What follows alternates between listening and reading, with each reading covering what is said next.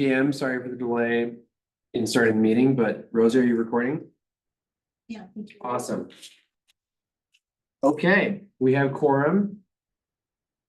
And the first item on the agenda is the approval of the agenda.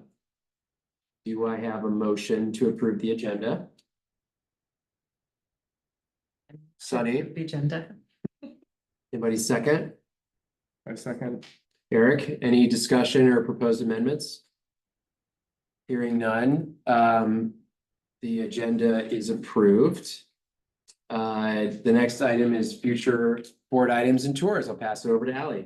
Thank you, Mr. Chair. Folks, I'm Ally Rhodes. I'm the Director of Parks and Recreation. Looking at page 2 of the PRAB packet, I just want to call out a few items that are coming up. One, recruitment is underway to fill the 5 vacant seats that we'll have on this board at the end of this term, at the end of March. Those interviews are underway. Council will make appointments at their meeting on March 20th.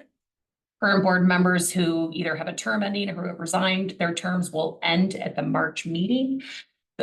New folks will be sworn in. They'll join. Their first meeting will be that onboarding retreat that you all have scheduled and hosted, and we will support. We're thrilled with that idea. Other engagements, I just want to call out, they're not on this calendar yet, but we're going to be sending you some emails about some upcoming engagements. North Boulder Park on Sunday, March 18. 16th, Sunday, March 16th. Ignore what I said. Sunday, March 16th, we'll be in the park talking to the neighbors about the project. We'll share some other engagements coming up related to the civic area, related to future of rec. And so when you see your March calendar, just know we've got a lot of community conversations coming up. And then the other thing, just yellow lights, we're coming into budget season, which more than half of you won't care about at that point, but a couple of you will, and that'll be happening April, May, and June to prepare for our final submission to the city's centralized budget process. When's the North Boulder Park meeting? 16th. I know, but what time? Oh, 11 to 1 p.m. That'll be a family-friendly engagement with, well, Mark, maybe you could share a little more in Yeah, advance of the email. we'll just get together to show the latest schematic designs for the park. In the picnic area, the bathrooms, play areas. And looking at how some of the rec activities occur around the park. We've been running utilities, but we might be also looking at open culverting and fixing some of the drainage issues in the park. Jeff and Paige will be doing a concert to make it family friendly. So it'll be a fun day out with some good engagement. Can you send us an invite for that? Sure. Great. I mean, we can decline or accept Yeah. as our availability allows, but Yes. I would like to be invited to that. Excellent. It is always helpful when it's on the calendar. When we send you appointments? Yeah. For sure. Yeah. Yep. Great. Anything else? That's all I have tonight. Thank you, Mr. Chair. Okay, great. All right, next item is public participation. This portion of the meeting is for members of the public to communicate ideas or concerns to the board regarding parks and recreation issues for which a public hearing is not scheduled later in the meeting. This includes consent agenda. The public is encouraged to comment on the need for parks and recreation programs and facilities as they perceive them. All speakers are limited to 3 minutes. Depending on the nature of your matter, you may or may not receive a response from the board after you deliver your comments. The board is always listening to and appreciative of community feedback. And I believe we have one person joining us virtually tonight for public comment, Ryan Bennett. We have nobody who's present in the meeting room, so Ryan, if you're ready, we'll start you. yeah, Ryan, are you ready to go?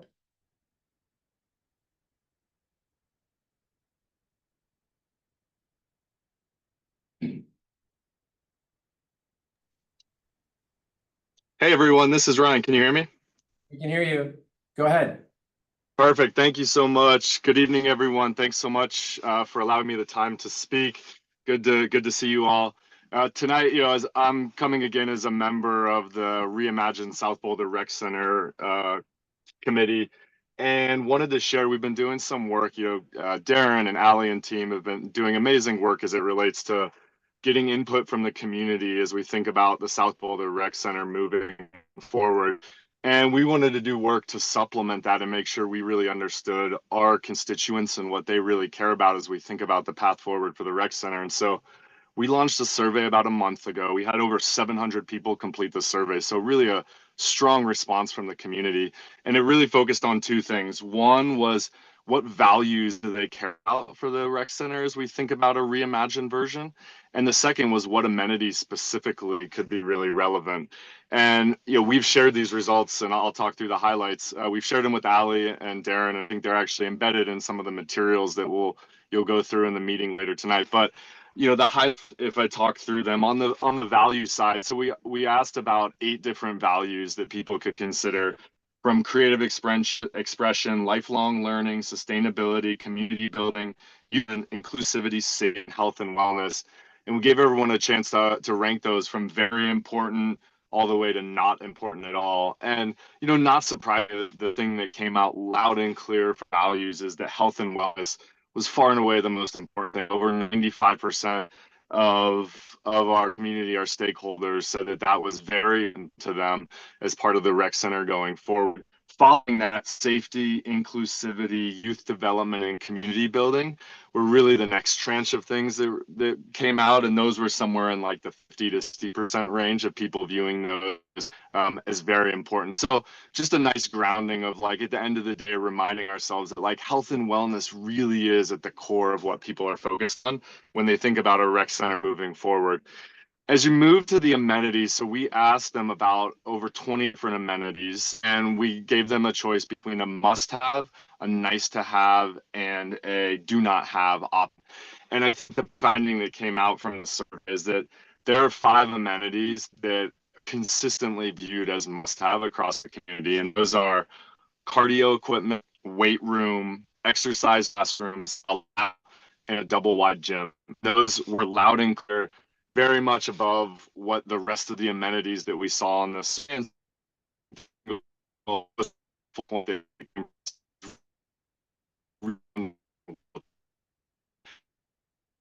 Ryan, your connection is a little bit spotty. Ryan, your connection's a little bit spotty.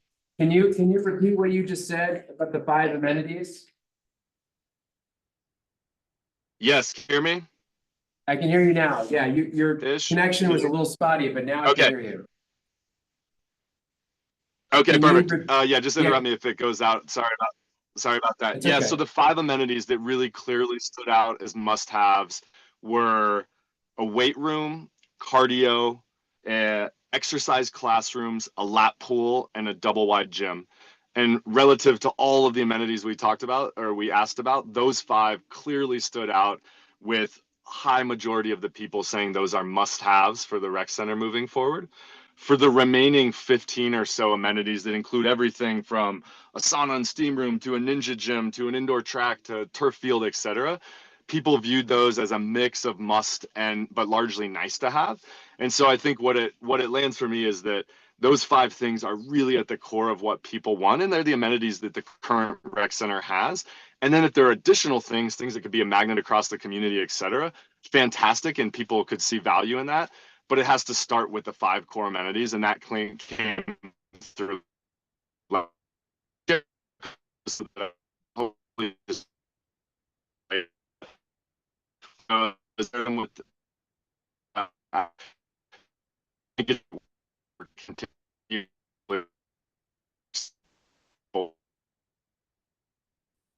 Hey, Ryan, the last 10 seconds of what you said was cut out a little bit. Do you mind repeating the last 10 seconds worth of stuff?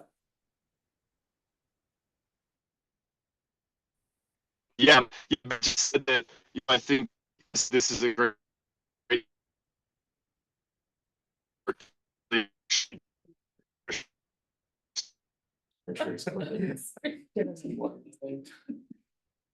Okay, looks like we've lost Ryan. Ryan, thank you so much for your comments. And for sharing that information with us. Sorry for the connectivity issues. And I'll just call out for the board, he mentioned this, but the project team is working closely with them. These findings are linked in your packet under the consent item under future of rec as the findings from this community group. Yeah. Does any board member have a comment or reaction to the comments? I have a question, which probably won't be able to get an answer from Ryan, but do you know how they circulated this survey and the kinds of people who responded to it? Sunny might know better than I do, and I'll let you answer and then. There's just been a mailing list that's been accumulating, different people from the community, all different demographics and so forth, but just slowly has been gaining, a lot of interest, and it was just sent out via email and people passed it on via email. Yeah. But it was a really well done survey, I think. How does that compare to the survey the broader survey that was done in terms of responses? Very consistent. Very- So, well, no, sorry. I thought you were gonna say in findings. Like in terms of responses Information. and also findings, like are we, Findings are similar. yeah, Responses are different and in that, and that's where, we talk about when we make decisions, there's a bunch of different data points. No one data point is the deciding factor. For this one, the distribution method, like if for it to be a city survey, we would have oversampled certain populations. We would have gone to people and make sure, but this is a data point that is helpful, and the findings are actually fairly similar to what we found in our engagement. To me, it seems like surveys are great. We probably didn't need one to tell us that weight room, cardio, pool, gym are extremely important things we have to have. I wonder, did your survey or this survey talk to kids who go to the school? Darren Wagner, our project manager, is here just to answer such a question. And I see her unmuting now. And I'm so sorry. Could you just repeat the question? I'm juggling a couple kiddos. Thanks, Darren. Just wondering, do you know if the survey that the member of the public just spoke to, or the survey that you all conducted, surveyed kids who go to Fairview and Southern Hills? So in terms of how that got distributed to those schools for the community survey, I'm not entirely sure. And again, Sunny, you might know. For the community-wide survey, that was open to absolutely everybody. And we made efforts to share it with BVSD so that they could pass on those efforts. And we had about 30 30 respondents under the age of 18 to that initial survey. So, not a huge sample, but some response. Yeah, thank you, Darren. Yeah, you bet. I don't know the number of students who responded. Definitely families responded. So multi-age, respondents, but I don't know the numbers. And I'll add another input on this project is engagement with Growing Up Boulder. Multiple projects where we've been able to tease out what teens are interested in, what other young people in the community have been telling us. That's great. Thanks. Any other comments or Thank you so much, Darren. questions?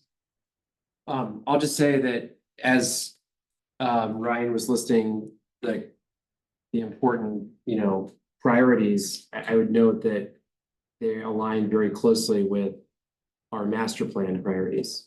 In fact, health and wellness is number one. So I'm glad there's alignment there, and also youth engagement is, on that list as well. So seems like there's at least like a value alignment between our master plan and what this community wants. I would request that because there was a connectivity issue with Ryan, that we follow up by email with him and say that his call was disconnected and we had some trouble hearing him at the end, but we did appreciate his comments and could hear what he had to say. I think that would be helpful. Can I clarify, Mr. Chair, are you asking that someone on staff do that on your behalf or that one of the board members? Yeah, do you mind, Rosa? Yeah, I Okay, can do that. good question. And we I was also looking have right at the Rosa. presentation, for you all to preview. Awesome. Thank you. Okay. Anybody have an objection to that? Okay. That is it for public comment. The next item is the consent agenda. And the consent agenda, as a reminder, has the minutes from last meeting, but also has updates from the Director of Parks and Rec and other operations and planning, design, construction updates. So the discussion portion of this approval will be a time to ask questions, if any. So do I have a motion to approve the consent agenda? So moved. Bernie? Second? I'll give it to Eric this time. Any discussion, questions on the items?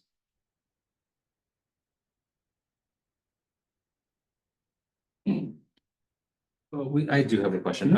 In item 8 matters from the board, discussing the budget process, Jenny, you raised your hand and said you were interested in being liaison to the process. Was there any movement on that? Did you get introduced to anybody? Did anything happen? Yes, Jackson, if he wants to speak a little bit to that, he sent me a great email with lots of information on it that I've been reading. And once we get towards the end of this month and beginning of next month, we're gonna get together and talk through kind of what we're gonna be looking at towards the beginning of the budgeting process. Great, thanks for doing that, Jenny and Jackson. Absolutely. Jackson, if you have anything to add, please. You covered it. Thank you. Additional discussion, questions? Okay, all in favor of approving the consent agenda, say aye. Aye. Okay, all opposed? All right, consent agenda is approved. There are no action items, no matters for discussion or info, but there are 2 matters from the department. So I will hand it over to Ally for the first item, which is the forestry report, which I always enjoy. Yeah, thank you, Mr. Chair. Our department is the proud home of the city's forestry program, and it is, well, I say this about everything we do. It's one of the most important things we do. Trees, the more we learn about them, the more how it is clear how important they are to a climate that is more or a community that is more sustainable, a community that is more healthy. As Mark will tell you, they make a community more fun in lots of ways. You're going to see that in more and more of our planning projects. And so in 2018, the city developed its first urban forest strategic plan. It is a 20-year look at how to care for trees. It is right to have such a long-term plan because trees take a long time to fulfill their role, and you can't just make things happen overnight. One of the directions of that urban forest strategic plan is that we monitor the urban canopy carefully, and then we publish a report every 2 years. We missed that first one amidst a worldwide crisis in 2020 and 2021. We published the first State of the Urban Forest in 23, and Kathleen is here tonight to give you an update on the state of the urban canopy. We think this is really important for you all to hear tonight. There's not a request for your action, but we'll want your input. This is a key element in our long-term financial strategy. Taking care of our trees is underfunded. It is one of the gaps in our funding, and we want you all to understand that so that when we get into the budgeting conversations, you can help us with those shaping the conversation both for the BPR budget, but also for the city's long-term financial strategy. And so Kathleen has about a 10-minute presentation, and then we welcome your questions on what we're doing or what she shared so that you too can become advocates. Kathleen Alexander is the city's forester. She has worked for us for over 25 years. She is recognized around the country for her work in caring for the urban canopy, for the work that she does in response to pests like the emerald ash borer, and we are honored. Thank you very much for letting me come and talk about trees tonight. It's going to be hard for me to limit it to 10 or 15 minutes, but I'll try really, really hard. So Mark's going to scoot a little closer and just, yeah, just I wanted to start just by reminding you of the incredible benefits that our urban tree canopy provides. You know, every April we do an Arbor Day planting with one of our local elementary schools here at City Park, and we always ask the kids, you know, why are trees important? You know, why do people need trees? And inevitably we'll get like 20 different responses, and they're all right. It just goes to show how many incredible environmental, economic, social, wellness benefits, health benefits that our urban tree canopy provides. I think a couple of the most important are related to climate change. Trees can help mitigate climate change, but they're also impacted by climate change, which I'll talk about a little bit later. But just through photosynthesis, trees take in carbon dioxide, they store it in their wood. They also, through shading and transpiration, can actually cool the urban environment. And when you look at mortality from natural disasters internationally, heat kills more people internationally than all other natural disasters put together. And trees can actually help mitigate against that, especially in urban areas. Next, sorry, that'll take, I might take some getting used to there, but, so our work group, I like to say that we do almost everything that you can do for public trees. There are 7 of us, standard employees, and then we hire 2 seasonal or temporary employees every year. We maintain 50,000 public trees. As Ally mentioned, you know, we're a little bit unique in that about 37,000 of those are in the public street rights of way outside of city parks. 13,000 of those are in city parks.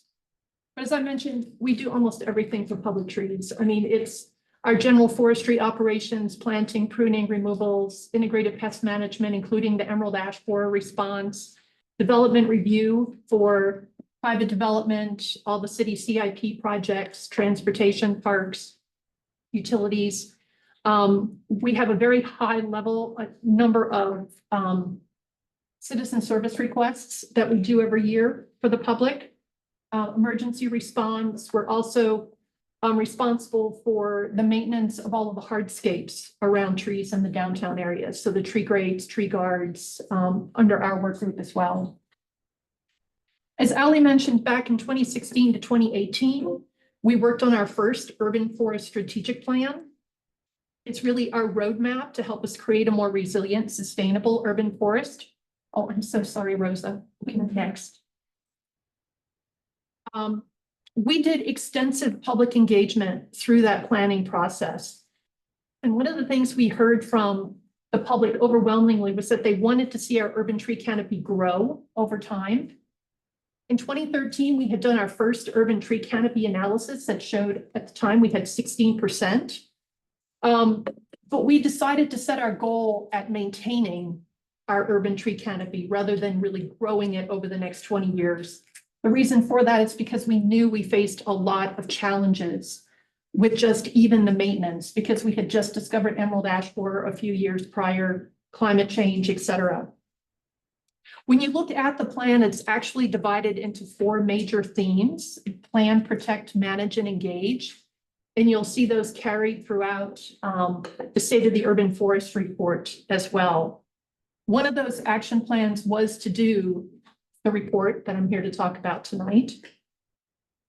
And we did engage PRAB and the Environmental Advisory Board, and we did go to City Council for the strategic plan at a study session to get their feedback. And then PRAB did unanimously approve the plan in June of 2018. So you can advance. Here we go. State of the Urban Forest report. So the purpose of this is really twofold. The first is to keep the community updated on how our urban tree canopy is doing. The second is to provide an update on how we're doing and other city work groups on achieving the action items that were included within the strategic plan. I want to clarify, we did have this information in the PRAB packet, kind of the difference between in the strategic plan, we talked about 16% urban tree canopy. In the State of the Urban Forest report, we make reference to 22% urban tree canopy. That unfortunately does not mean that our tree canopy has increased that much since that time.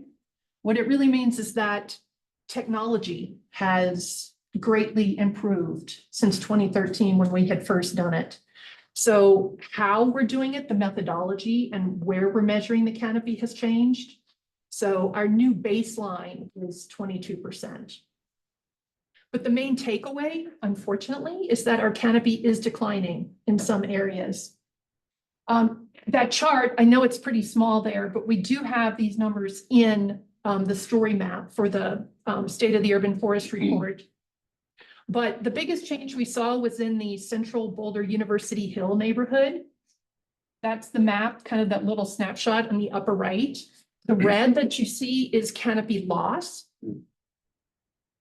The University Hill neighborhood has a lot of large trees in there. It's one of our older, more historic neighborhoods, as you know. So even losing just one tree means we lose a lot of canopy in there. Now, Palo Park, for just to contrast that, newer subdivisions, a lot of younger trees. It is actually holding steady. It has not changed in this time period.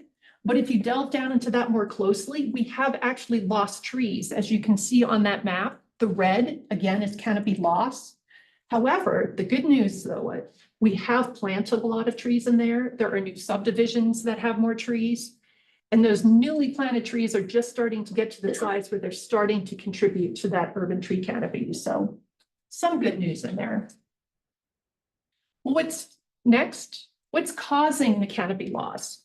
Well, I'm going to talk about these top three, and these three reasons, if you ask any city forester across the country, they're probably going to give you the exact same top three reasons. The first is going to be climate change. You know, as a forester, we can see that difference in the almost 28 years now that I've been here. We can see much more frequent and intensity of those severe weather events. We're seeing more of those late spring or early fall snowstorms. The last really big one that we had was in 2020 in September. Also seeing those extreme temperature fluctuations, which really impact trees. If you think back to November of 2014, the temperature went from, I think it was a high of like 63 to 11 below zero in 36 hours. And in November, a lot of trees were not yet fully dormant because it had been so warm leading up to that. And so that one photo kind of in the bottom center there, we lost over 500 large elms and hundreds of fruit trees in that one temperature, that one freeze event. Insect and disease pests, you know, as I mentioned, we have emerald ash borer. We are, however, successfully managing emerald ash borer here. So we have been able to keep those losses to a minimum. But there are other pests that have been a lot more challenging for us, even ironically, than emerald ash borer. That image on the lower right is a declining red oak, mature red oak at Central Park, with a pest complex called drippy blight and Kermes scale. It's been very difficult for us to control. We're one of the few in the country having to deal with this pest. And I think, unfortunately, it means we're going to have to remove several of those large red oaks in Central Park this year because we're having a tough time trying to get it under control. The third big challenge that we have is development. You know, not just private development, city CIP projects. I mean, certainly trees, they have to be removed sometimes. I mean, we understand that, you know, for development. But we're working hard with our partners and our colleagues in other city work groups. Private development, sometimes it's a little bit harder to get them to preserve trees, but we're working really hard to try and preserve as many trees as we can on these projects. And Boulder, I just want to add, it does have a little unique challenge too, in that we do have 54% rental properties. So that's challenging in itself to try and even plant new trees in front of those properties and keep them growing and thriving. Next. So kind of the heart of the State of the Urban Forest Report is a discussion of kind of what progress we've made on some of those action items. And so I want to go through, and we have these organized by theme: plan, protect, manage, and engage. Clearly, I don't have time to talk about all of these, but I just wanted to highlight a few going through these. So under our theme of plan, we have partnered with our Climate Initiatives Department to subscribe to a new Canopy software that does provide more routine every other year updates on urban tree canopy. And they actually break it down even to the parcel scale. So it's very easy for us to see kind of that change. And the methodology that they use is consistent. So we know that we're comparing apples to apples. No tree pun really intended there, but over time with the canopy. Under our theme of manage, we have been collaborating very closely with our Community Vitality Department on improving the site conditions for trees to grow on the hill. I mean, I'm sure all of you have been down there. You're familiar with, you know, the infrastructure down there has been, it's it's in disrepair, parts of it, you know, the sidewalks falling apart.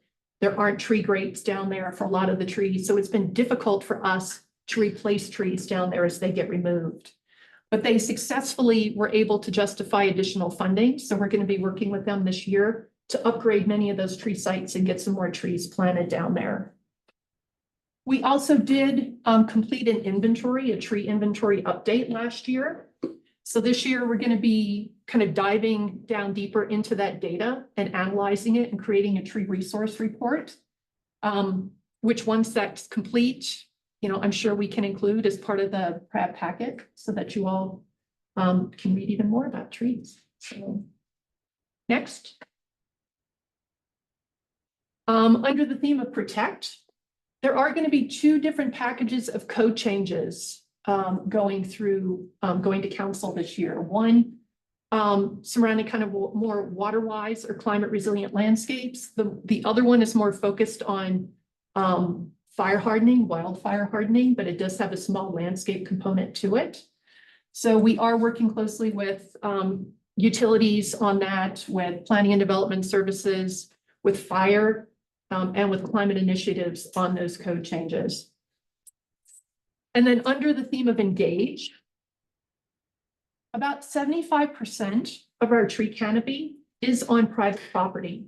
So we know that we don't have any chance to achieve any of our goals without, you know, partnerships with private property owners here in Boulder. And that's why we're very happy to partner with and support the Play Boulder Foundation Tree Trust, because we kind of have our hands full with our public trees at times. And so it's hard for us to really engage a lot with private property owners about trees on their property. But that's what the Tree Trust is there to do. So we're happy to help and support them in any way that we can. One of our priorities moving forward is we do want to start a conversation with the community about the need and the desire to protect trees on private property. 28 years ago when I started, we never could have done this. I mean, the community at that time was not ready to have that conversation. But every year we hear from more and more people in the community that they want to see some sort of protection for trees on private property.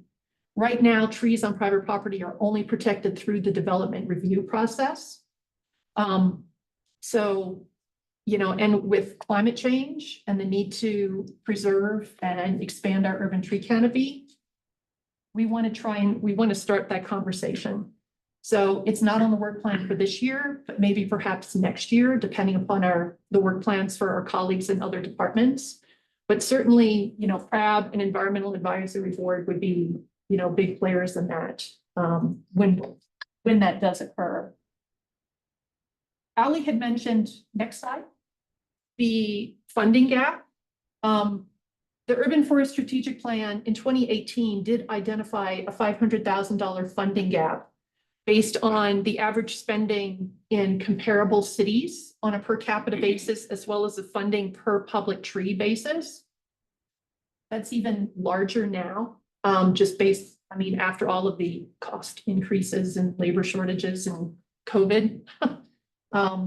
It's significant. So what we would use that additional funding for, one of our major priorities is to reduce our pruning rotation. Right now, our pruning rotation is at about 14, 15 years for street trees and about 10 years for park trees. The industry standard is closer to 8 years. We also want to support some more proactive measures to ensure survivability of not just newly planted trees, but our existing trees in the public street rights of way. It's hard, it's almost nearly impossible to grow trees here without irrigation. And a lot of not just private property owners, but commercial property owners are just not aware of that fact. And so often in commercial areas, we see trees declining, and when we kind of dig down to see what's going on, they forgot to turn on the irrigation system or there's a break. And we would like to have some more flexibility capacity to actually engage and work with them to make sure that they can support those trees longer term. Capacity to focus on urban forestry planning issues. A lot of plans are written and developed every year in the city of Boulder. A lot of them involve trees, and we just unfortunately have not had the capacity to really engage, I think, as fully as we should in a lot of those planning efforts. And then just, of course, continuing the education and outreach with the community. Next slide. And then we also, in the State of the Urban Forest report, did have a section for the public on how they can help. Because as I mentioned, we know that we cannot do this alone. We only have 25% of the urban tree canopy on public property. So caring and preserving trees on private property is crucial. It takes a long time to grow a tree. So any trees that we can preserve on private property through the development review process is a bonus. Planting and growing new trees on private property. We also have a street tree planting program ourselves. So reminding people that if they reach out to us, we are happy to plant a tree for them in the public right of way adjacent to their house, with just an agreement that they are willing to help us keep that tree watered, mulched, etc. And then being on the lookout for invasive pests. Emerald ash borer, unfortunately, is not the only invasive pest out there. There are many others across the country that we are on the lookout for here in Boulder. Two of the big ones are spotted lanternfly and Asian longhorn beetle, the photos in the lower right there. The earlier a pest is detected, the more management options are available to you as a city. So, and often when you hear about new detections of invasive pests across the country, it's actually just residents of that community that were educated, that knew what to look for, that actually detected them first. And then supporting Play Boulder Foundation and becoming a tree tender, very, very, very important. And then advocating for more, just for trees, in your neighborhood, across the city, very important. Next. So as Allie knows, I could probably stay here and talk for another hour on trees, but I will end it there. And if anyone has questions, I'm happy to answer questions. So, Question? Yeah. I'm really curious about the relationship between you guys planting trees and the fire mitigation. If you can talk more about that. I live in an area in South Boulder where a lot of people have trees they planted in their little teeny space right next to their houses. And then there's, a lot of open space brush. And so I'm just wondering, how do you decide to plant a tree and have canopy versus be prepared for wildfire mitigation and that kind of stuff? And what is the conversation you have with them, and how, if my HOA decides to make us all clear out everything within a few, feet or meters of the houses, would you then be able to plant trees? Or anyway, I don't have a specific question. I'm just curious about that relationship. It's an excellent question. I mean, needless to say, we've gotten more questions about that since the Marshall fire and wind event. And our work group actually this year is cross-training with the fire department work group that actually goes out and does the detailed home assessments. And one thing that we're learning is they've told us it is rare that they ever tell a homeowner or recommend to a homeowner to remove a tree. They're like, especially deciduous trees. They're like, as long as that tree is well maintained, that there's not big deadwood in it, and that they actually clean out the gutters so that there's not the accumulation of needles and leaves and whatnot in the gutters. They say that the trees actually pose very little risk down here in the urban area, because up in the foothills, it's more of a typical wildfire. Down here, it's more of what they call the conflagration, which the trees are not what is actually carrying the fire. It's kind of the ambient heat from house to house to house. And what they saw in the Marshall wind event was that there were actually houses and cars that burned, and yet some of the trees didn't burn. So Fortunately, they are telling us that it is very possible to have both a more kind of fire-wise or fire-hardened landscape here in Boulder with trees, as long as they're well-maintained. So they do, however, want you to within 5 feet of your house, to make sure that you don't have like the juniper shrubs around your foundation and that type of thing, so. So I have a related question. Thanks for answering that. I was gonna ask. the same Yeah. thing. Does your work group collaborate with Wildfire Partners? Was that the work group that you mentioned in the fire department, or are they another entity? Wildfire Partners, I believe, is Boulder County. We are actually collaborating with the cross-training with the city fire department. Yeah, they're forgot what the work group is actually called, but they're, Fire resilience systems. there you go. Thank you. Yeah, but they're actually, they have 2 different programs. One is they have firefighters, wildland firefighters do kind of assessments, curb assessments as they're driving past. But then homeowners can request detailed home assessments, and they will go in and look at both your landscaping and your house and provide recommendations on fire hardening for that. I just got a report about my very expensive tree project that I have to do, so. There you go. Yes. And if there's a park that we think is a great potential place for you to plant some trees, how would we just reach out to you? Yes, on our boulderforestry.org website, we have a link to our planting program, and there is a form on there to request a tree. And then from there, what we do is we actually work with Mark's group to make sure that we're not planting trees in areas that would conflict with any future needs or for the park or other recreational activities. But Okay. most of our requests are for street trees, but we love getting requests for parks too, so. Oh, go ahead, sir. Just one more question. You had said you looked at comparable cities, and I'm just curious, like, how many cities are comparable to Boulder in size and climate, and like, how do you really compare? What it is, it's not so much the climate as comparable size cities across the country. Yeah.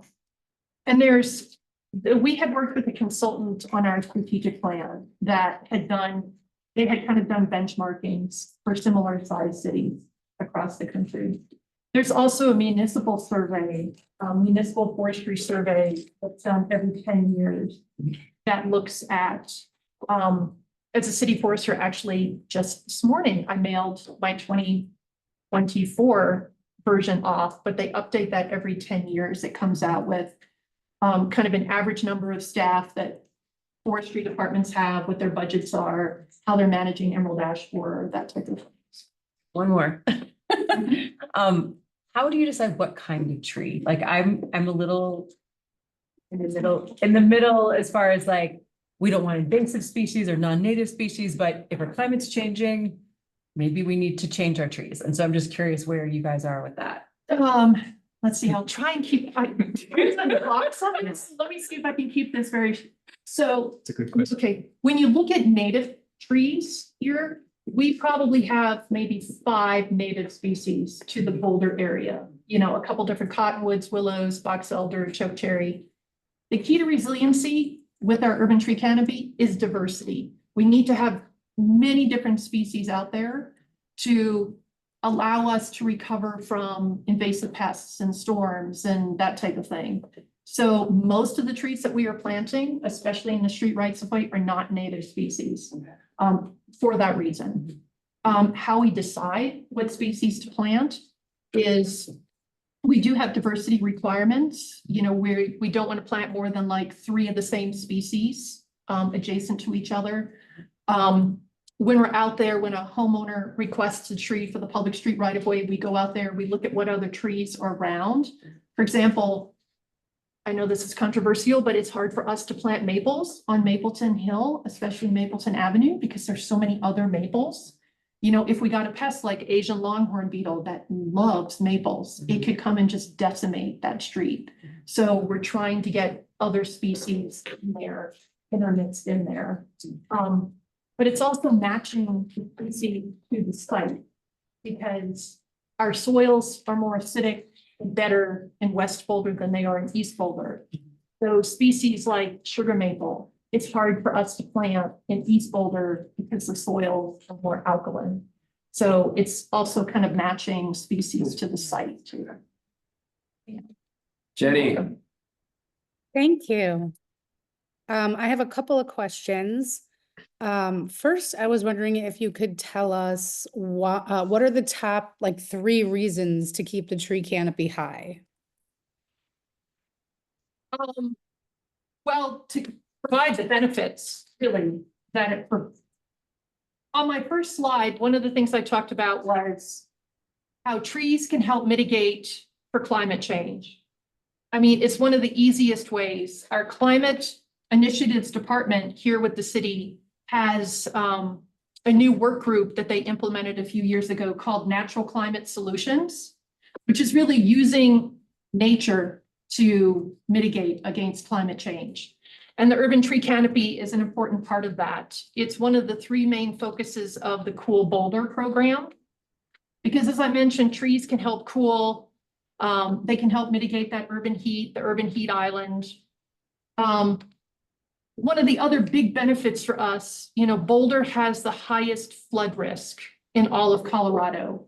And trees can help mitigate stormwater runoff. They can actually help reduce stormwater runoff. So, I mean, if you think about how catastrophic that 2013 flood was, but then if you think about how much worse it could have been if we didn't have the urban tree canopy that we have, that's really what's most critical. And, you know, I would also say, I mean, pick any of the other benefits, economics, you know, Pearl Street Mall, you know, people love coming to Pearl Street Mall for the tree canopy. I mean, think of what it would be like if there weren't trees there. I think trees add livability to a city. Great. Yeah. Okay, great. Thank you. The other, another question is, I know that you'd mentioned that the tree canopy is currently at 16% and you're looking to go to 22, is that right? It's currently at 22 Okay, because the methodology that we're using to measure tree canopy has changed. So when we did the strategic plan, we based that off of an urban tree canopy analysis that was done using LiDAR data back in 2013. And there have been so many technology advances since that time that we know that that number actually was closer to 22% at that time. So 22% is kind of our new baseline. and what would be your ideal number for tree canopy coverage? Well, I mean, for the strategic plan, I mean, we had said, you know, that we wanted to maintain that. But really, that's kind of the overall city average for tree canopy, because if you look at some neighborhoods like University Hill, for example, it's up like over 30%. Mapleton Hill is in the upper 20s, but Gun Barrel is more like, I think, 8% urban tree canopy. So it's really trying to bring up some of those other areas and also bringing equity into it as well, so that we can increase that urban tree canopy in those lower canopied areas in Boulder too, so. So in an ideal world, if you were to take the average, what would you say? I'm just curious to know what I mean, I don't know much about tree canopies, so I'm just wondering what that number would look like. Would it be 50% or would it be like No, 30%? no, I mean, we have more limitations here weather-wise than in the Midwest or back east. I mean, even some of the Midwestern and Eastern cities, I mean, have, you know, less than 30% tree canopy, and they might set their goal to be 30% tree canopy or 35% tree canopy. Here, water is a limiting factor for us. So, I mean, many of the species that we're planting are more water-wise and drought-tolerant species, but it would still be hard for us here to achieve 30% tree canopy citywide. So I mean, I would be thrilled. Now, I know our climate initiatives department probably would want the number even higher, but I mean, I would be thrilled if we had 22% canopy in every neighborhood across the city. So, Great. yeah. And then in the report, you said that you were looking to identify additional funding resources. Is your department, is that solely city funded, or do you receive any federal funding? We do not receive any federal funding, no. And then, second to last question, for your marketing, how are you marketing the Plant a Tree? And you said you wanted to start a conversation about trees on private property. Is there any, how are you currently doing that? Well, we really haven't started the conversation about the trees on private property. It's Okay. just, you know, formally, we know, okay, well, like I said, when I started all those years ago, we were not having anybody push for protections for trees on private property. But now we receive multiple calls every year. Every time there are projects that go in where trees are getting removed, you know, we get calls from the public complaining about the tree removals and, you know, why are we letting private developers do that? And so it just seems like the community is more ready for that conversation now than they were previously. And it might be that, you know, what we find out through that engagement process is that no, they're not ready for that yet. But I think it's time that we at least have that conversation, to engage them in that way. For the other question about marketing the street tree planting program, it's, you know, we work closely with our communications person for Parks and Rec. You know, we put the word out there on websites, on social media. We do a lot of notifications for the public for anytime a street tree is, you know, pruned or removed, or we do a pesticide application, we're notifying them in some way, either via door hanger or letter. And we also put information on the door hanger or the letter about, if you'd like a street tree and you have room, please visit our website and fill out the form. And Okay. Yeah. Great. And then last question, you had listed what we can all do as individuals. I was wondering if there was anything that PRAB can do to help this initiative. With that in mind, being on the Play Boulder board, I do know that there are 3 tree tender trainings coming up, which are timely for this. So anybody who wants to become a tree tender in March, there are some of those trainings coming up. I will send those to Rosa so she can send it out to the team, so you guys can learn how to do all things tree. But besides those individual things, what can PRAB do to help you?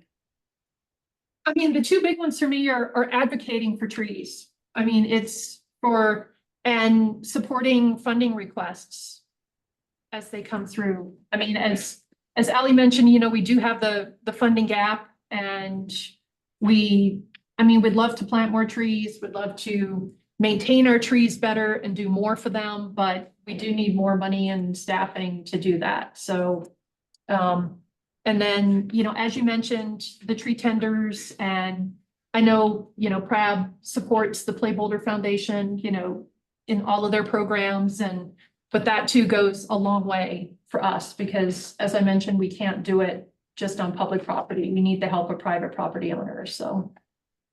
Great. Thank you so much. I appreciate everything you do. Oh, thank you very much. Any other questions? I've got a couple. There, do you wanna? I just had a question, you know, these summers are getting so hot, and every time I'm out there, I'm like, we need more shade in this town, you know, we have a lot, but and some of the school yards are pretty hot, and so I'm on a PTO, and do you guys work with BVSD, or how do you get trees in school playgrounds or in playgrounds in general? I mean, I guess the city playground, we would work with you, but it just seems like a lot of these playgrounds were made a long time ago, and maybe the summers weren't 100 degrees in June, you know, like now they are. No, I agree 100%. I would love to see more trees on BVSD properties. Mhm. We are limited in that we're only planting in city parks and in the street rights of way. Okay, So not actually on BVSD properties. yeah, We have tried working with BVSD because for example, we have a lot of street right of way. I'm thinking like in front of Fairview High School. You know, we removed unfortunately a long row of large ash trees in there that were infested with emerald ash borer. We would love to go back and plant more trees there. But you know, BVSD has been limited budget-wise for so long when it comes to maintenance that it's hard for them to justify planting trees that they then have to maintain and they don't have the budget to do it. So it's been challenging. You know, I know they want to, but they're limited budget-wise, so. I was gonna specifically ask about Greenbrier, so I'm glad you brought that up. Seems like a street that would be nice to have some trees on. Yeah. Yeah. Do you have any other questions? no, So, just for my own background knowledge, OSMP takes care of the trees on their property, right? Mhm. Do you ever collaborate with them? Is there any kind of level of coordination that happens? We do. They actually, well, I mean, they piggyback off of a lot of our continuing services agreements with tree care companies for pruning and removal. You know, they don't do a lot of kind of the more, what you would think of as urban horticulture, unless the tree is a danger to a street or a path or some other infrastructure. We've done tree risk assessments for them in the past. We've worked with them. We've done releases of biocontrols for emerald ash borer on some of their properties. So yes, we have collaborated with them in the past but it's typically kind of like project focused, so. Yeah. Last question from me. You had mentioned that during your presentation, you had said that there are unique challenges to having the high percentage of renter occupied space in Boulder, is that because you can't be confident someone's gonna take care of that tree? Mhm. Okay. Yeah.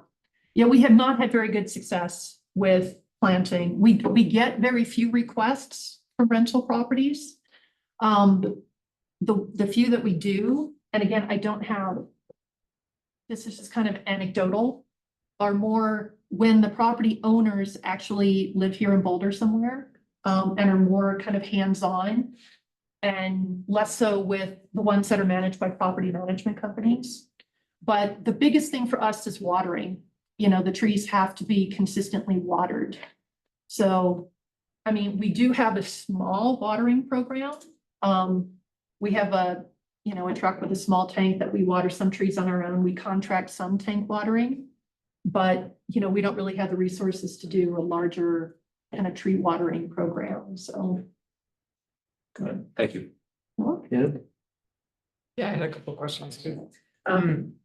There was a guy who had written us last summer about his concern about the University Hill tree situation. I was just wondering if I think you'd be happy to hear about the initiatives they're gonna take to help. Sorry.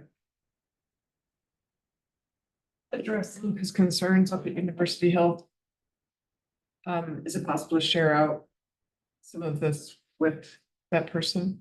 That isn't ringing a bell for me at all. And so Russ, I'll ask you to research that, look at was it an email to Prab or a public comment? Yeah, it was. Russell will have records of that, and so we can research that request and you're asking that we follow up with the community member on this work? Yeah. Yeah. Because like a lot of what she's talking about addresses a lot of the things that he was saying, like that he wanted to build up around like the boxes around the trees on the. You're talking about downtown and University Hill. Okay. Yes, absolutely. Mud pits, he Yes. called them. Yes, thank Right? you. Yeah. You said. I was thinking the neighborhoods for some reason. Yeah. We are closely communicating with the business owners on the Hill in downtown and they're aware of this work. Okay, so Yeah. he's a business owner or Yes. a person there? Okay. Yeah, it Yeah. just seems like a lot of. Thank you. I was like, how do I not remember this at all? It was not in and just the way you describe it, I was thinking it was in the neighborhood. They're aware of all of the work and especially, I mean, I don't remember the number. Was it 1.2 million, 1.7, the streetscape project that they're doing? See, I mean, Kathleen's team is advising obviously, but transportation and community vitality I mean, to fix the irrigation, that Broadway median that is so visible where we've lost so many trees, that's entirely due to irrigation. Well, you have to get under the highway, you know, that's a state highway. And that's a significant portion of the expense, but we think it's worth it. We're in an area where there's so much pavement. As you just heard Kathleen describe, the cooling is really important, as is the air filtration. And so that project, I know it was well over $1 million and it was funded in the 25 budget. So we're pretty excited about that one. My next question was, like, in a lot of I live up, in Northfield Commons, which is kind of in Polo Park. And I've seen like a lot of the smaller trees like tend to have like the bark peeling off. And I called one time like a company and they said that it was squirrels, that they're biting off the bark to like get the liquid under, like they lick it or something like that. Is that something that is being addressed? I didn't see squirrels mentioned. That's like that's. No, we're not doing anything about squirrels. They do, on certain species, they will. Typically, it's not the trunks, on the upper branches. They will strip off the bark and then, drink some of the sap, especially during the winter if they don't have like easy access to water. It's like strips. I didn't know if like what the guy told me was right or not, but it's like the whole tree trunk on the smaller trees gets stripped and then they die. There's also some species, the thinner barked species are super susceptible to what's called sun scald, which is almost kind of like a sunburn on the south and west sides of the tree. Because what happens is gosh, it's been so long since I've talked about sun scald. So here in Colorado, I mean, we get the temperatures go up during the day, but then they plummet at night.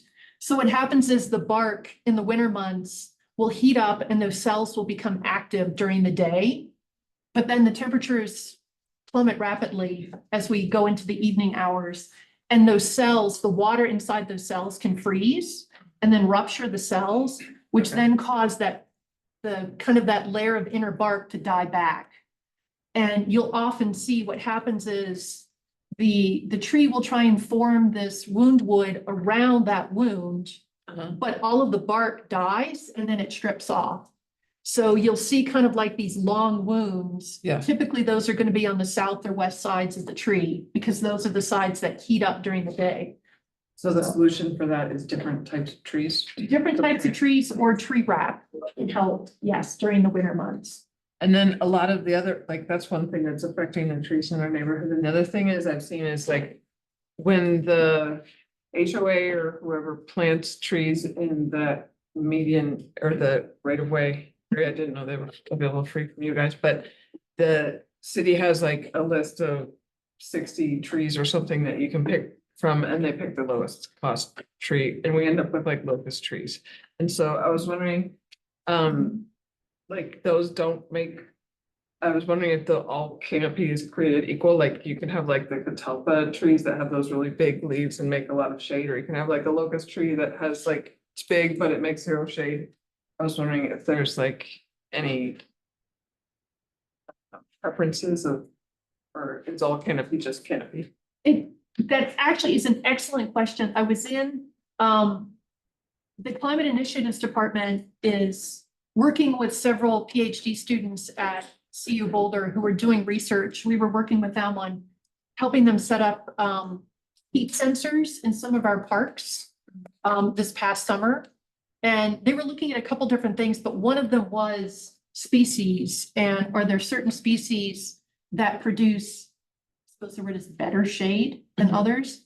And yes, honey locust was one of those that they said it does produce shade, but when you look at kind of the quality of shade, you know, it's not as good, yes, as other species. But from the forester perspective, there are other factors though that we need to look at because honey locusts, for example, are one of the most drought tolerant trees that we have. So it's kind of that balancing act of, you know, yes, we want more shade. We have to plant, you know, more drought tolerant species too. So. Okay. Yeah. Thank you. And then the last question I had was about with BVSD, you were saying like they don't want to take trees that will create a maintenance expense for them. But I was wondering if they've looked at the cooling effect, like, cause they're paying money to cool their buildings. So if the area around them has like a lower temperature, then probably their cooling expense is gonna be lower in the building. I was wondering if that's a calculation. I can't answer that question. Yeah, for them. Yeah. I don't know. I mean, like I said, we would love to plant more trees on public property adjacent to VVSD properties, but yeah, it just hasn't worked out in the past. They're like the runners, right? Their what? Are they like the renters? I They are in a way. think we need to call Jason. In the summer. They're budget limited and Yeah. it's, you know, I totally understand where they're coming from because it's even so much not just the maintenance of the trees, but like, for example, at Fairview, they have to upgrade the irrigation system, repair the irrigation system before we could even go in and plant trees. And I just don't know if they have the funding to do that. So. The other thing, I mean, I'll just share because I think BVSD is, you know, they have been such a collaborative and helpful partner with us in so much ways. They're not a public land agency. They're an academic institution whose mission is to educate the young people in our community, and they have land to support that mission. And so what would be amazing when you talk about a funding gap is if there were funding for additional trees and the infrastructure. You know, some communities have shared maintenance between schools and the city and parks. And I am intrigued by that because so often, and especially in the eastern parts of the city where it was the post-World War II development where you have schools and parks right next to each other, because that was the most effective way for a developer to develop the subdivision. There's so much co-location. I think it would be super cool if we had the funding to help in that endeavor, because it's not for a lack of interest or for a lack of it. It is entirely that they don't have enough money to fulfill their core mission, much less the secondary ones. Just to get back to Eric's question from earlier, playgrounds, like our playgrounds, like sometimes they're just baking in the sun. How do you decide when there's an opportunity to plant a shade tree next to a play structure? A lot of that is request driven. If we remove trees, we try hard to go back in and replace those. It takes a long time to grow trees. So, I mean, I know that, you know, those trees, like, for example, around North Boulder playground, I remember when those trees went in, you know, that we had received a request about, hey, this playground is so hot, you know, we need more trees here. And so, I mean, we have, but yeah, it just takes a while to grow. I'm gonna ask Mark to add in here because we're looking at each other. We're moving into a different era of the way we plan playgrounds and capture opportunities. And Mark just add a little bit more about what's going to be different from what Kathleen's seen the first couple of decades. Exactly, and we'll be bringing more of this to you as we go on through engagements for the projects. But we're definitely moving from sort of small gross motor skill play areas to thinking about natural play areas, which frankly provides more opportunities for trees, more opportunities for different types of play. So you'll see us bringing this forward in the next 6 months and some of the latest thinking on that, which is, you know, we've got a couple of national experts helping with us. So it'll be a really nice partnership as we get into it.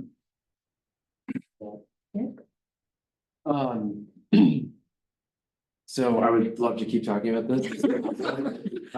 This is why I love this discussion, because it just goes on for a while and it's super awesome. And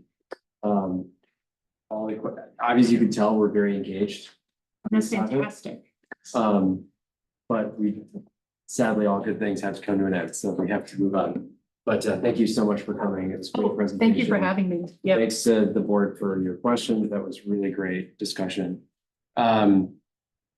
Next up is the BPR progress report and 2025 work plan. Yeah, thank you so much. And I'll just echo Elliot's comments on that conversation. We thought it was important to not just share that in the consent agenda because it is such a critical function that our department provides. And we are going to be talking about this funding gap. And so we're trying to, in advance of the budget conversations, prepare you for some of those items that we're going to be bringing you, one, to help inform the input you provide during the budget process, but also because we, with the State of the Urban Forest report, we're sending this message a little we're getting a little louder every year about this funding gap. And I expect you might get questions either from members of council or members of the community. And so thank you for your engagement and thank you for coming to us tonight, Kathleen. We really appreciate it. Thank you.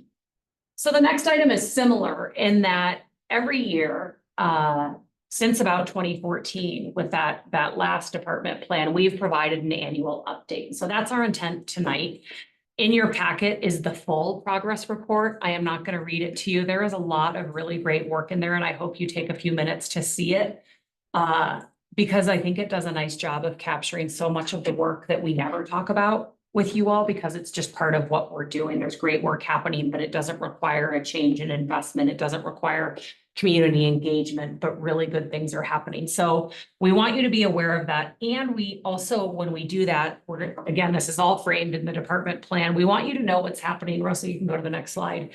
We want you to know what is on the work plan for 2025. This is important in a couple of ways. You're going to see us talk about when things will be coming to you. So we're giving you a forecast of what the work is going to look like for 25. And we just want you to be aware of what's on the work plan. I think sometimes, you'll see something from a community member, and I'm so bad at the on the fly examples because they'll offend someone, but someone says, can you add thing ABC to the work plan? And the answer so often is no, our work plan is full because we are steadily marching forward on all of the work that was outlined in this BPR plan. And I just want to remind you, this plan was unanimously supported by the Parks and Recreation Advisory Board, by the Planning Board, by the City Council. And so this is the guidepost for how we decide what work we're going to focus on each year, how we make investment decisions. And it's why there really just is not a lot of room and flexibility for anything outside of the plan. So dive in with just a reminder that all of our work is guided by a citywide framework. You will hear in city council meetings them talk a lot about the Sustainability, Equity, and Resilience Framework, or the SARE framework. That is a framework of 7 outcomes that define who as a community we want to be. We want to be a healthy and socially thriving community. That is where most of our work falls in that outcome. We want to be an environmentally sustainable community. We want to demonstrate good governance. So that all feeds down into our department strategic plan, and down to each individual person on our team has individual goals that point towards that work.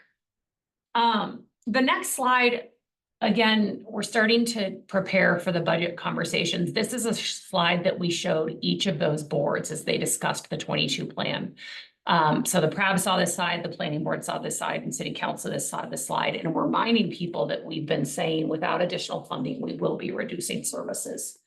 So on the tails of the conversation where we just talked about where the Urban Canopy is already funding, this is not where we want to be. One of the things that was celebrated, though, about that 22 plan is that it balanced 2 tensions. We have to face a fiscal reality where our expenses are far outpacing our revenues, and we're not going to be able to continue as we are without some changes.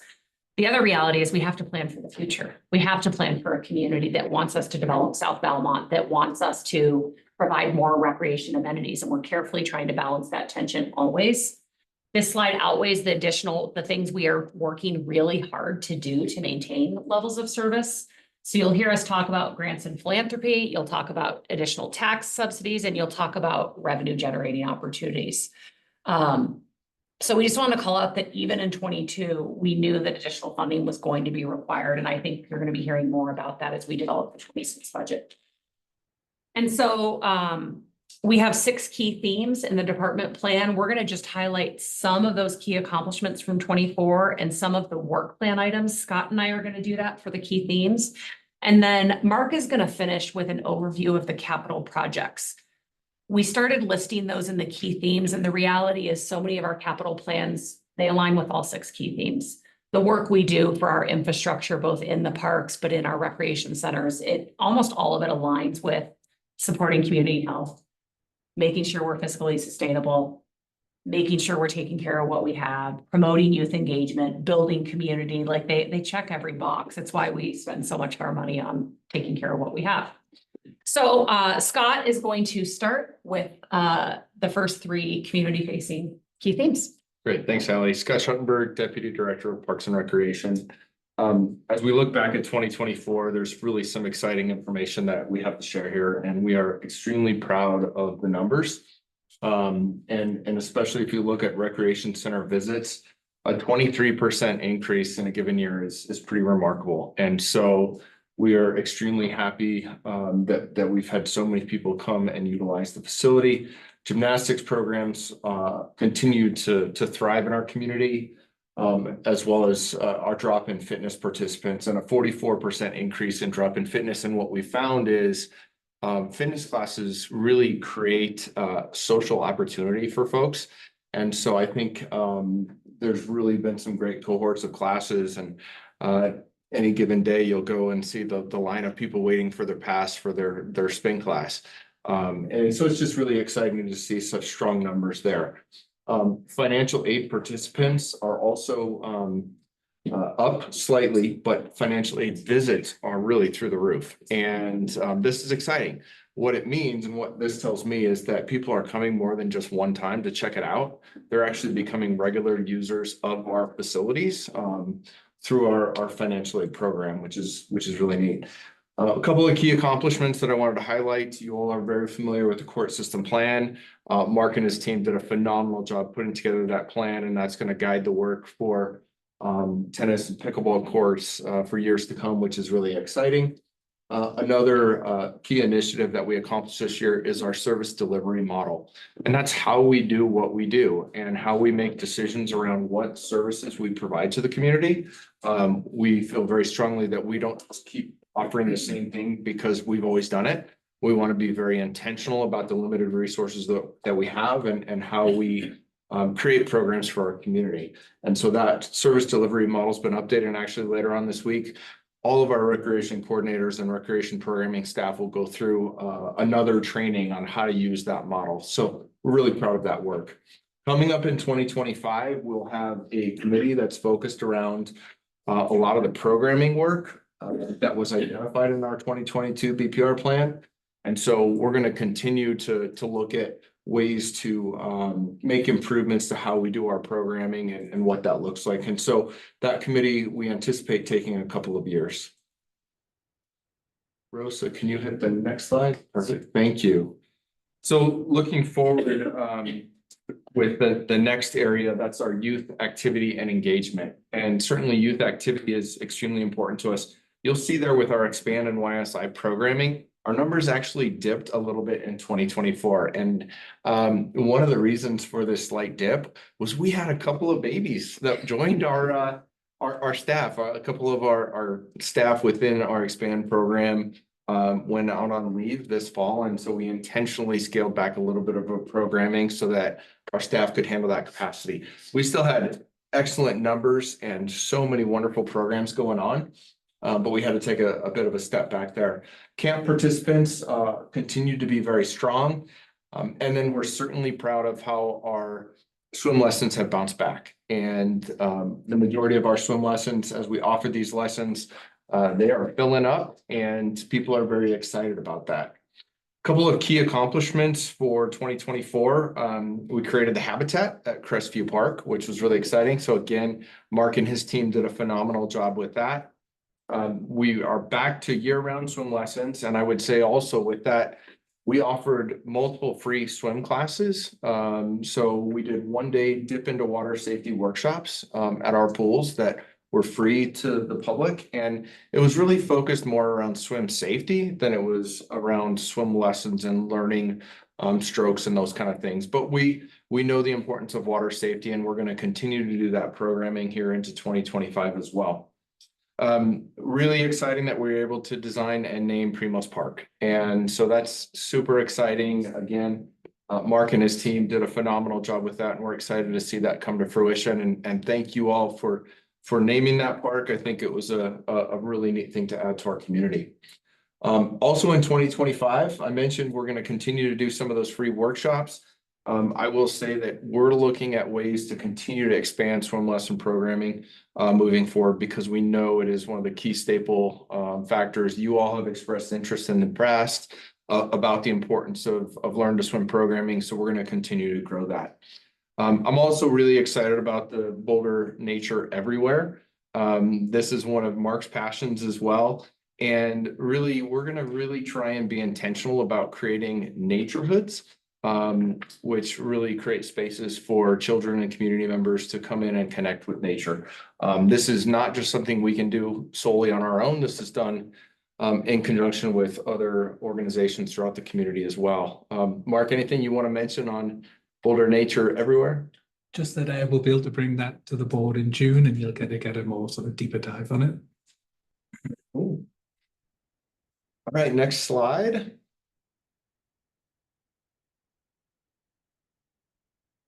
Maybe.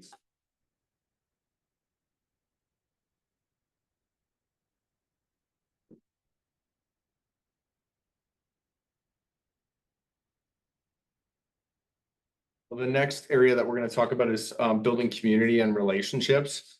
And this is something we continue to focus on as well. You've heard quite a bit of the work that we do with our Play Foundation. And one of the areas where I'm really excited about is our volunteerism. So as everyone is able to get that next slide pulled up, there we go. You'll see some of the information about our volunteer hours. Volunteer hours did slightly decrease in 2024. And one of the areas that I think this could be attributed to, we had a lot of requests to do cleanups and volunteer projects along Boulder Creek. Unfortunately, this summer, we held back on some of those projects just for participant safety. There's certainly a lot of work that needs to go into that, and we hope to launch some more extensive volunteer opportunities here this next summer. But that's one area that we did see a bit of a decline. However, we have so many people that are volunteering, so the actual number of volunteers has continued to increase. Can I Elliot, ask a question or? yes, please do. What are some of the safety concerns that prompted you to dial back the volunteer opportunities? Yeah, I think the lack of personal protective equipment, PPE for volunteers with potential sharps, needles, because of some of the challenges going on down there. We've seen it's not safe necessarily to just go on, throw a set of gloves on and start picking up trash, which is unfortunate. Ali, I don't know if you have any other thoughts on that, but we're going to continue to work towards making it a safer place for folks to volunteer and create other opportunities throughout the community. But we don't want anybody getting hurt. It's just not worth it. Yeah. So. That's really sad to hear. And not to derail your presentation, but just to follow up on Elliot's question, does that mean that the creek just doesn't get cleaned up at all? Or does your staff do more work than they might have otherwise? I can join. Sure. So we have, I'm gonna just frame it, we have groups who are interested in, so they see the conditions along the creek, they understand the challenges that our community is facing, and they want to help. And really, this is more about, we're not able to accept those offers because the level of training there, if we require for our teams to work in those areas because of biohazards, because of potential sharps and the equipments, we can't just let you and your 12 coworkers go show up for a day. And so it's more about that our team is doing what they do. There are people who would love to help, and it's not that easy. But there were opportunities for that in the past that there are not now, is what Scott is saying. I think we've reduced them here in this last year from what we had been doing in previous years, is my understanding, yes. And I think those safety concerns continue to escalate. And that's where we look at bringing in companies like ServPro to do cleanups versus us trying to use volunteers to do that cleanup. Yeah, understood. Has this been communicated to council at all? Are they aware of the problem here that we are facing, just trying to maintain these parklands along there, that we can't really clean them up? I mean, I went down the creek this year and I thought the same thing. I was like, when it was trashed, and you just want to, like, I floated down with my kids on a tube a couple of days, and it was just a tragedy. And I think I came with the same question. I was really surprised that, there isn't a creek cleanup day because of the safety issues. And I feel like this is something that goes beyond the PRAB and really needs to it's a citywide problem that we need to start tackling. And it's frustrating because it just seems like we just keep sweeping it under the rug and let somebody else do it, or it doesn't get done. And So that's, it's not an easy solution, but it does warrant some work on this. I'm bristling at a couple of statements there around Okay. start doing something or sweep it under the rug. The city spends millions of dollars on trying to provide safe and managed, the program is called Safe and Managed Public Spaces, or SAMPS. Since 2016, there has been regularly, it used to be contracted, and since 2021, the city has 2 teams of people that actually work to address really what is just a symptom of much larger crisis in our country. We have a housing affordability crisis, we have a mental health crisis, we have substance abuse crisis. But so city council is aware and regularly gets updated. It's on the SAMS program. So there are 2 in-house teams that address cleanup. There are enforcement teams in both the police department, the limited commission park ranger teams. And by all statistics, the data is that everything from Boulder High to Evan G. Park is cleaner since it's been before we started tracking data. I hear you. I've only lived here 6 years, but I can tell you it is getting worse. And if you talk to the community, it is getting worse. People are really fed up with it. So I'd love to You know, finish. but Yeah, I'm sorry, but It's okay, you just kind of hit a hot spot with me because I just, sure. it's just people are, you talk to the neighbors and everybody who lives around the creek, which I do, it is not getting better. It is worse every year. And that's my own personal, I don't have any data to support that. And it's hard to say that it's getting better. It's unsafer than it was. You know, there's more camps, there's more needles, there's more people doing drugs down there. And I just don't see any response. So in the interest of staying on track for tonight's conversation, because it is a whole other Yeah. meeting. I hear the And I frustration. would like that. I would encourage that. I think we need to do something about this. You know, and just to say, we have volunteers that want to do something about it, but we're sweeping them away because, you know, it's everybody, the community sees this problem and the city, I feel like we're not responding now. You know. So the piece I was gonna add is that in April, we'll again be talking to city council on the next phase of the civic area project. And when we talk about that, we'll be talking about the park management plan that looks at what is the governance structure, what is the operating structure, what is the maintenance structure, and what is the structure that makes it gives us capacity to make sure that everyone feels safe and welcome statistically. We work closely with the police department to see what types of crimes are happening. And the reality is that for me running on Goose Creek this morning by a camp, I am not statistically unsafe. I am not less safe. There is incredible victimization and crime among members of the homeless community against other members of the home community. But those are the statistics. People feel unsafe when they see camping in parks, when they see drug use in parks, when they see people yelling. There are significant perceptions of safety. And that is a conversation. It's the number one thing we hear in the civic area engagement. And so we'll be talking about it again with city council in April. And at that time, we'll be sharing what's doing, but I'll leave it that and let Scott continue. Yeah, sorry, and I didn't mean to get us off track there either, but I do think we're gonna continue to look for volunteer opportunities throughout the entire community. A couple of key accomplishments Ally mentioned are amazing urban rangers. They did start a Coffee with the Ranger program this year and had quite a bit of outreach there. And then we've really grown in our partnerships with both CU and BVSD to best serve the community, and those relationships I think are stronger than they've been in a really long time. We have 2 other committees or groups that we've got working in 2025. One is focused around partnerships. You can see there, we're looking at creating a transparent approach to forming and maintaining partnerships, and that's one of the number 1 priorities, and then creating an interface or a database of services for the community that people can easily access and know what is happening throughout the community with all the different organizations that we have. And then the community access framework is really intended to streamline how folks can use our public spaces, everything from food trucks in parks to really just how we rent spaces and what that looks like. And so quite a bit of work is going on with both those 2 groups as well. Can I add, just to build on part of the intent with both of those projects, given our limited capacity, and Sunny, this ties to a conversation we had last year at East Boulder Community Park about the opportunity you noticed. You thought it would be a great spot for food trucks. We do not have capacity without additional funding or stopping doing something more things. And so if you see us try something new, it's because we've stopped something else or we've repurposed programming. So both of those projects are how do we make it easy for other people to have good activities in the parks and to bring people together in the parks. And so we're really excited about that work. It's really timely with the parks projects we have underway in the civic area, at North Boulder Park, and at Primos Park, where really there's great neighbors in the community who want to activate the parks. And if we can create good mechanisms for that without additional resources, this is just really good governance. Go to the next slide.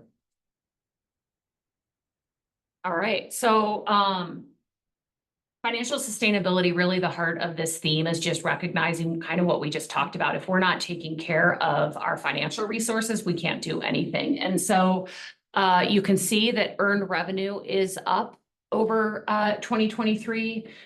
Jackson reminds me often when I get excited about these numbers and think they're going to give us potential to do more, that our costs continue to raise at a faster rate. And so, and especially when you look at our new minimum wage, these revenue numbers are good and they're exciting, but they're not solving our financial issue. We still have a financial imbalance and we still are looking at service reductions. Financial aid, though, the amount that we're supporting, I think this goes hand in hand with we're seeing more folks needing it. One of the statistics we're really excited about across total visitation to the rec centers, 13% of that is folks who are benefiting from the financial aid program. We're going to update the analysis. We think about 15% of the community qualifies, and that's our goal. We want the people who visit using financial aid to match how many people could be based on. And so that's one of our targets. So for 2024, we're just excited through the city's budgeting process. We had to establish outcomes for all of our programs. And that the intention with that, it's called Budgeting for Resilience and Equity. The intent is to show for every program we have, how is that contributing to a citywide outcome? It's an effectiveness measure. It's our, well, I wasn't going to talk about waste, or there's a lot happening at the federal level that makes all those conversations tricky, but this is a really way that the city's looking at how do we make sure every dollar we spend is having an effect. We also, I'm really excited about this. So the city gets about $1.2 million a year from lottery proceeds. This is due to the original ballot language when the lottery was enacted in Colorado. That money there's some old agreement that said it was split 3 ways between open space, utilities, and parks and rec. And with the budget process to the development for 25, Jackson and Mark, we worked together to just use some of the data around projects we have and said, hey, we think maybe we should have all of that and we should revisit this agreement. We were successful. So that's a realignment that we're pretty excited about. I don't know if the other departments are celebrating it the way we are, but I call that a win because it was informed by the storytelling we're doing and the need and the fact, utilities is driven by user revenues and they don't need that money in the same way that we do. For 25 plans, you all are hearing a lot about the long-term financial strategy. That is a city council priority. They're going to get an update. Their midterm retreat is Thursday night. Rosa or if someone could add, we should give you all an update on that at your March consent agenda. So they're on Thursday night talking, they're at the midpoint of their 2-year term. And this long-term financial strategy is one of their key priorities. So they're going to get an update. You all are going to hear a lot about that as we develop the budget.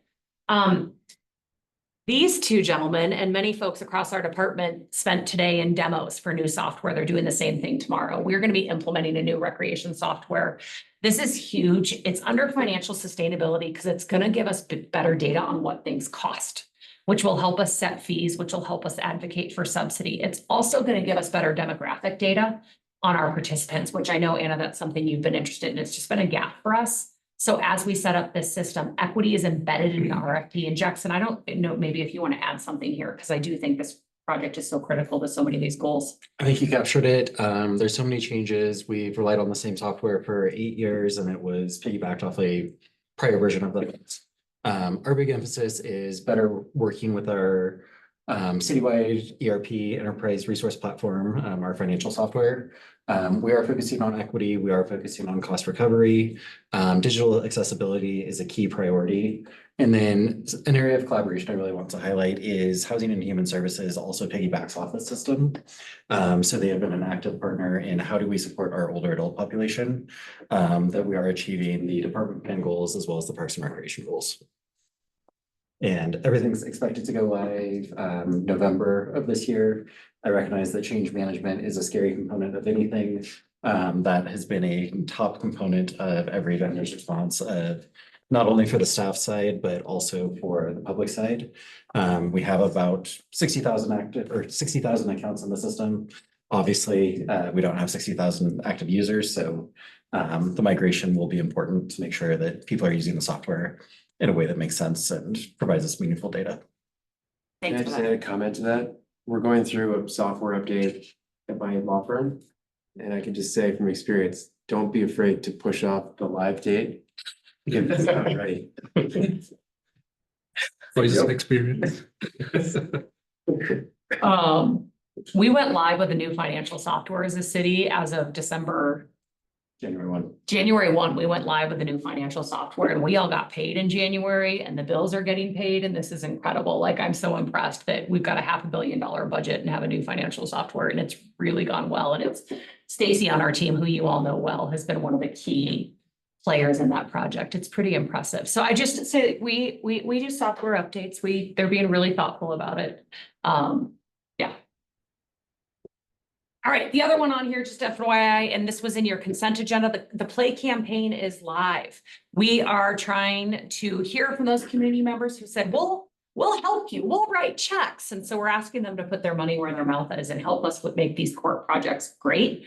Mark and his team have worked closely with Brian and with the Play team to say, here's where people can write checks and it would make these projects even better. We're looking to continue utilizing the city's naming policy, where if people make a contribution that is more than 50% of the value of, like, for a court, $100,000 check, it can be the Elliott Hood tennis court in honor of your crab service. I mean, it sounds like a great going away gift to me. In honor of my own service. Tony. I'm just saying. And your volunteer. Are people putting their money where their mouth is? Not yet. The campaign is really just taking off. I this week just started making some outreaches to those folks who've said, hey, let us know when you're ready. And then Brian Beery on our team who was listening, I know he's working closely with Angie at the Play It team to look at those direct targeted asks, because that's really how you get the significant gifts. It's not going to be because someone got a flyer in their mailbox. Yep, sure. Exactly. All right, next theme. Oh, That's good. yeah. I can't remember the guy's name. Someone essentially paid for the resurfacing of the court section. Mo Siegel, the founder of Celestial Seasonings. Will that be named for him? Yes. Well, the name is TBD. He will have it. We'll have the opportunity. He gets to provide the name with our approval. We've already, he's a big pickleball guy and he's proposed some pickle focused names that we've had to encourage him to keep looking. But yes, that court will be, and it's actually the city's first application of that naming process. And we're hoping that some of the publicity around that and the opportunities we have will help more people see that, naming of city facilities is a great way to get more money. I'm all for it. Thanks, Matt. Yeah. All right, taking care of what we have. I want to just highlight that we are spending more on taking care of what we have, which means we're spending less money elsewhere. Mark has assembled a really great team that is reinvigorating our asset management program and sprinkling it across the department so that people understand the value of the routine maintenance, the value of the preventative maintenance, and doing things that are really important, like replacing the bridge at Coot Lake, like completely refurbishing these tennis courts. And I know you all have heard about these court replacements a lot. They're great examples for us. We've also updated our park maintenance plan. This is where we outline all of the frequencies at which we perform each task. And so I get an email from someone who says, why aren't you hosing off all the walkways in Harlow Plants Park right now? I hear all this stuff about boot flu and there's goose waste everywhere. I have at my fingertips what our current frequency is for how often we're to address that hardscape at that facility, and this is true across the system. And that's going to continue to mature this year so that in every truck, people know exactly what the frequencies are. This also informs the funding conversations, because if people say, hey, we would like the grass to be greener in every park, we're kind of over the dandelions. Okay, well, that requires more aeration, that requires more fertilizer, and the cost per acre is this. And so it just really helps us inform level of service conversations. For 2025, again, under Mark's leadership and the maturation of the asset management program, we are updating the current replacement values of all of our assets. And this is critical because that's the baseline for which you determine how much you should be saving to replace those things and how much you should be spending every year just to take care of them. It also helps us inform when people say we would like new bathrooms in every park. We would too. It'll be $1 million over 10 years, please, because it's $500,000 to buy it and install it, and then $50,000 a year for cleaning and security. And so the old way would be, sure, here's $300,000, you can buy the unit. Okay, well, we have to pay to permit to install it, and then we have to operate it. And that's just the 10-year cost. The life cycle of a park bathroom is probably 30 years. So this work, it's behind the scenes work that is critical for the success of these funding conversations.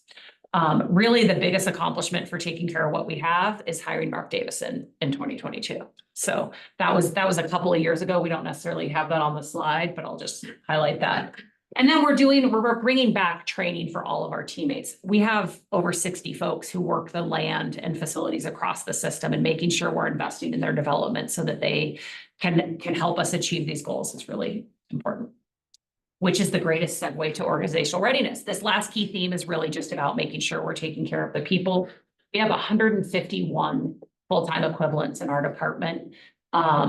Not only is it more than half of the expense of the department, it's the only way we do anything. And so this theme is all around just making sure that we are taking care of our people. So CAPRA, you all have heard about the Commission for the Accreditation of Park Recreation Agencies. The next time we see you, we will have had our visit.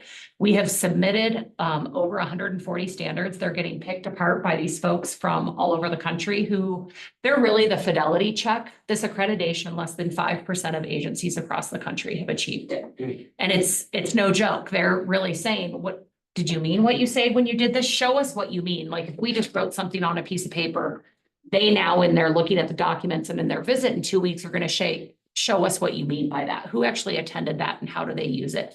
And last year we hired more seasonal employees than we ever have before. This speaks to the effectiveness of our recruitment campaign. This speaks to the effectiveness of all of our supervisors in onboarding and training those folks. This year, we need to hire about 100 less non-standard employees because so many of them have stayed with us because they're having a great experience. So again, just big hat tip to our supervisors and all the work they do to make sure all of these folks, so many of them young kids working their very first job, that they have a great experience with us. For 2025, so we've submitted the standards. Through this year, there are a couple of big milestones for accreditation. The first one is in 2 weeks when we have that visit. The next one is in September when we sit for a hearing at our national conference. How long to visit next week? 3 days. Okay. Stay tuned for an invitation. It means a lot to them to see elected and appointed officials. And so you're going to be invited to a reception where if you could help us welcome these folks, it sure does mean a lot to them. Yeah. When is that? March 11th, 12th, 13th. 10th, 11th, 12th. 10th, 11th, 12th had the dates off. Yeah, so Monday, Tuesday, Wednesday, When's the reception? Monday afternoon. 4:30. Can you say a little more about like what the benefit of the accreditation is, like what? I have a whole slide deck, Sunny. Yeah, I'm so glad you asked that. We're actually gonna make a video for the community, because if you're the community member, why has my department been spending time on this? What does this mean? Actually, if you look at this graphic at the top, this was developed by our graphic designer, and it really conveys the reason. One, the people there represent our team, and in documenting all of these policies, we have made it easier to onboard to our organization because it is a standard that you have a fee policy. Well, before we started this process, if you were a new teammate to BPR and you were a recreation programmer and wanted to know how to design a program and set a fee, I would say, here you go, read these 25 PRAB memos. And it was just buried. And so now we have an online and accessible to the community. We have a fee policy. Makes onboarding easier. It makes training easier. And it's been an incredible development opportunity for our people. It will continue to be a development opportunity because you reaccredit every 5 years and you can't just update the dates on things. You have to continually make it better.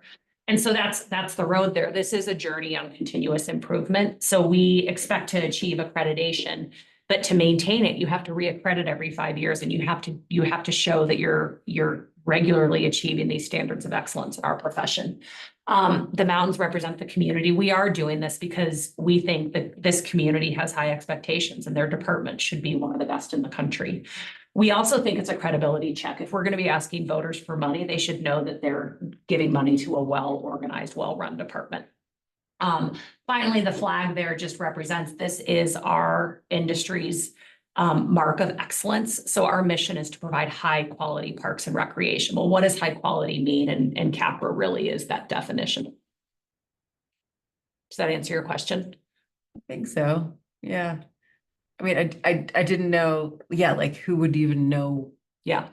This is amazing. Like who would recognize it? People in parks and recreation, Yeah. right? I mean, to the average community member, they're not going to hear CAPRA and think, yay, parks and rec.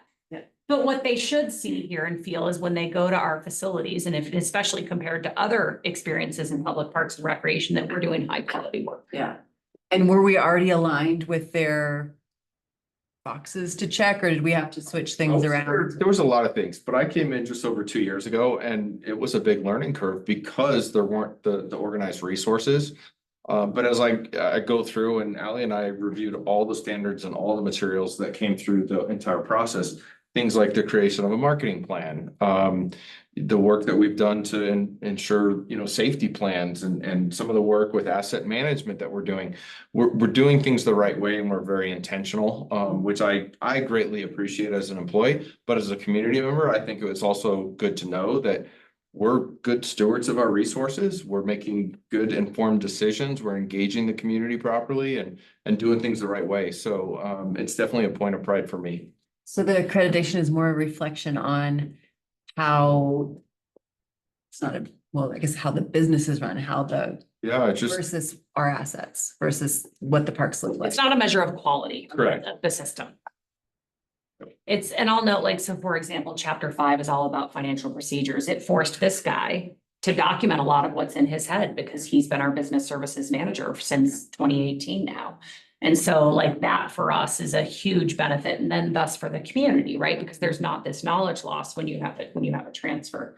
And so back to your question on was it an easy or a hard lift? Our department began this process in 2006 and it quickly fell apart because we had such a mountain to climb. There was so much work to do. We didn't have so many of the fundamental documents. We have been looking at this since 2019. It was on our 2020 work plan. We obviously did not go for accreditation in 2020 or even 21, but we've had it on our eyes. And so we've been slowly checking the boxes on some of the things that were fundamental standards, like the historic places and cultural plan that PRAB approved several years ago. That's a fundamental standard. You have to have that document. But on your mark on quality, we are developing a quality measure that will help us give a report card on the condition of the parks. And that's one of the deliverables. I don't know if that'll be done by the end of the year. I'd like to think we'll be able to bring it in early 2026 in a polished way. Yeah. And so you're going to see our report card on the condition of the parks. It's going to be really eye-opening for people. It's an interesting point because it's an internal document, but it causes us to think of efficiencies, how we better operate, and then there's an external aspect to improving community services. It's like any business, you want the best practices in it. Good question. Thank you. Yeah. The last thing I'll just note, Scott is leading a team of folks just formalizing a learning growth plan to make sure that we are providing development opportunities for staff, not only in-house, but connecting them to opportunities that exist in the industry. With that, I'm going to turn it to Mr. Davison to talk about capital projects. And I've just got a couple of slides, so it'll be quite brief. And as you know, Jackson and I will be diving into greater detail as we get into, is that April? April, May, and June. There you go. So this is just a quick summary of sort of major park projects. And Ali mentioned earlier things like fixing up courts. So it's this and diving into like the smaller individual assets, taking care of what we have. This is a combination of taking care of what we have and meeting levels of services. sort of park renovation type projects. One of the things I just want to point out, as Ali mentioned about also, is how we're fulfilling our department plan and citywide goals and strategies. And so if you just look around the place, to the north, we've got Primus Park. This is really, frankly, finally taking care of an equity issue we should have took care of 50 years ago and providing a new park and service levels for that community. If you look to the north to Tom Watson and then south to East Boulder Park, that's us implementing the courts plan. So it's taking a system plan and putting that on the ground. Again, that was very much in our department plan to improve our level of service for racket sports. Again, over to the sort of west side of the city, you can see North Boulder Park and Barker Park. That's a good example of really aging parks that need updated. And I just point out with North Boulder Park, it's a great example where we're partnering with utilities so that we can improve drainage issues in the park, improve park amenities, and it's actually going to save us a bunch of dollars by working together on that project as well.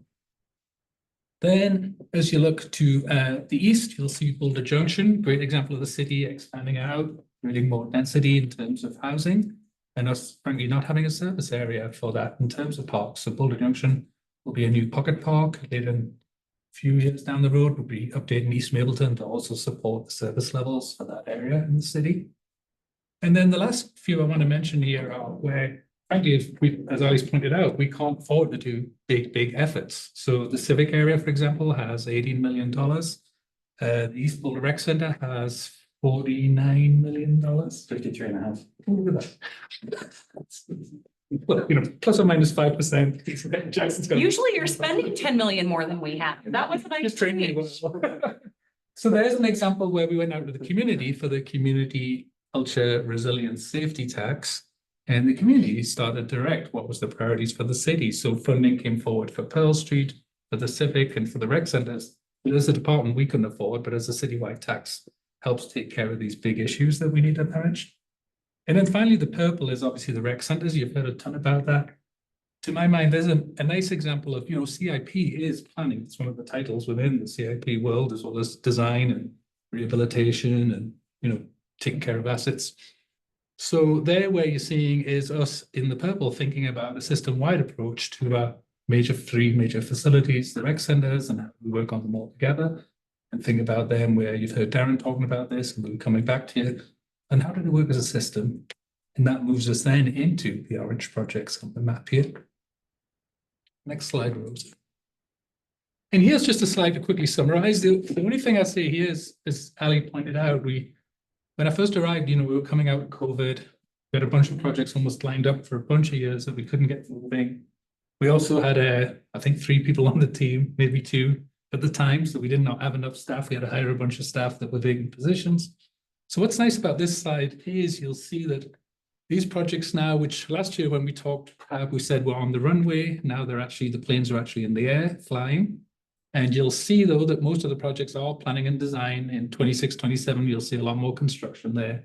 And just the column on the right is the various touchdowns we'll be doing with you all to keep you updated on those projects. And Ali, I think heard from Prabha, was it your suggestion to move this into the consent agenda? So you can actually see when the touchdowns will be. You already have the chart that's the summary of projects. We thought we'd add this column so you know when you next are gonna see something. So that if you hear something out in the community, one, we always want to hear your input on the PRAB agenda, but you can see, oh, I have questions on the civic area. Oh, good, that's gonna come in April. Good idea. Yeah, I think that's good. Great. So that's just a quick summary. Well, you went for brevity tonight. Good job. I know. Work. Oops. That is not our slide. So we are done with this. Any questions on the work plan? Yeah. You know what I'm gonna say? If you go back to the slide with the map and it shows sort of where the work is happening, what's in the plan. I just have to point out again, there's nothing in South Boulder. And that was my concern 3 years ago when I got on PRAB. It was why I got on PRAB. When I got on, I was told that Shanahan Ridge was on the plans for 2025. And I know there's lots of moving parts and I don't want it to seem like I'm not really appreciating everything you're doing. I think you have amazing work, but I just don't understand still why things are prioritized the way they are. When, you know, I don't have the numbers in front of me or the years, but I've been in South Boulder for 25 years and I've seen North Boulder get renovated a couple times. Now we're going to see East Boulder get renovated a couple times. I've seen North Boulder Rec get renovated. Like, why is South Boulder still not even in the plan? Like, why is Harlow Platts? Why can't Shanahan Ridge get a couple picnic tables? Like, there's such big numbers thrown around on these big renovations. And I feel like there's so many little parks that could be really improved with little investments in capital. And so I don't know how to advocate for South Boulder. Well, I'll say a few things and then Mark can add. One, you do advocate for South Boulder regularly. We hear from you regularly on that. And so I mean, you have been, right? The reality is one, this map doesn't show past projects. And so, you know, Tantra Park did have a playground replacement in 2007. Like, this doesn't show past investment. It's not, this does look like a gap based on the current 2-year horizon that Mark is showing, but there have been investments in South Boulder. And so just from an accuracy perspective, I wanted to add that, but just to know when the projects that are up here, every single one of them, they don't just have old infrastructure, they have deficient infrastructure. And if Mark could tell you a little bit about the conditions we're seeing at Barker Park, that is also the home to the city's only childcare with an affordable sliding scale childcare. And so that is a priority. And the reality is we do not have funding to do everything. And so we are constantly having to make decisions based on condition and based on who is it serving. So Shanahan Ridge, we've heard you, that is a very small park that serves a very small population. And unfortunately, when we've had to make choices, it did fall off because of that prioritization. It is challenging to go in and just do little bits and bobs in a park when there's deficiencies. We do not have the capacity to do beyond this. And if you want to add anything, please do. Yeah, no, totally agree, Ali. Actually, Barker's a tearjerker. We were just out there a couple of weeks ago and the kids can't use the play equipment. It's been banned from the inspection. All they can do is stare at the slides and the climbers, and then they just go and basically sit on the fence during the daytime. So there is things in really poor condition that need fixed, to Ali's point. I would say this is the exciting part, though, is you heard about this idea of park quality. What does that score look like for the quality of parks, while we also completely updating our asset management system? And it took a few years to get there, but when we come back in like next year, you'll see the transparency and the fairness of how we're assessing the parks. It won't just be a black box anymore. You'll be able to see the numbers, the data, and you can question it. We'll make it a little bit wrong and then adjust it. So you'll be seeing a much more transparent process for prioritization as well. That's a really good point. I'm glad that you added. The other piece that is on the dream list as a next step is a community report card where the community could give us their input on the condition and their experience in the park on a more regular basis. Right now, we get it really well and good when we plan a specific park, and during the department planning process, we want to provide a more regular feedback mechanism. And you say it doesn't serve that many people. It's a pretty high density, Shanahan Ridge. It's a pretty high density population area. Like, it's all townhomes around there. People who don't have yards.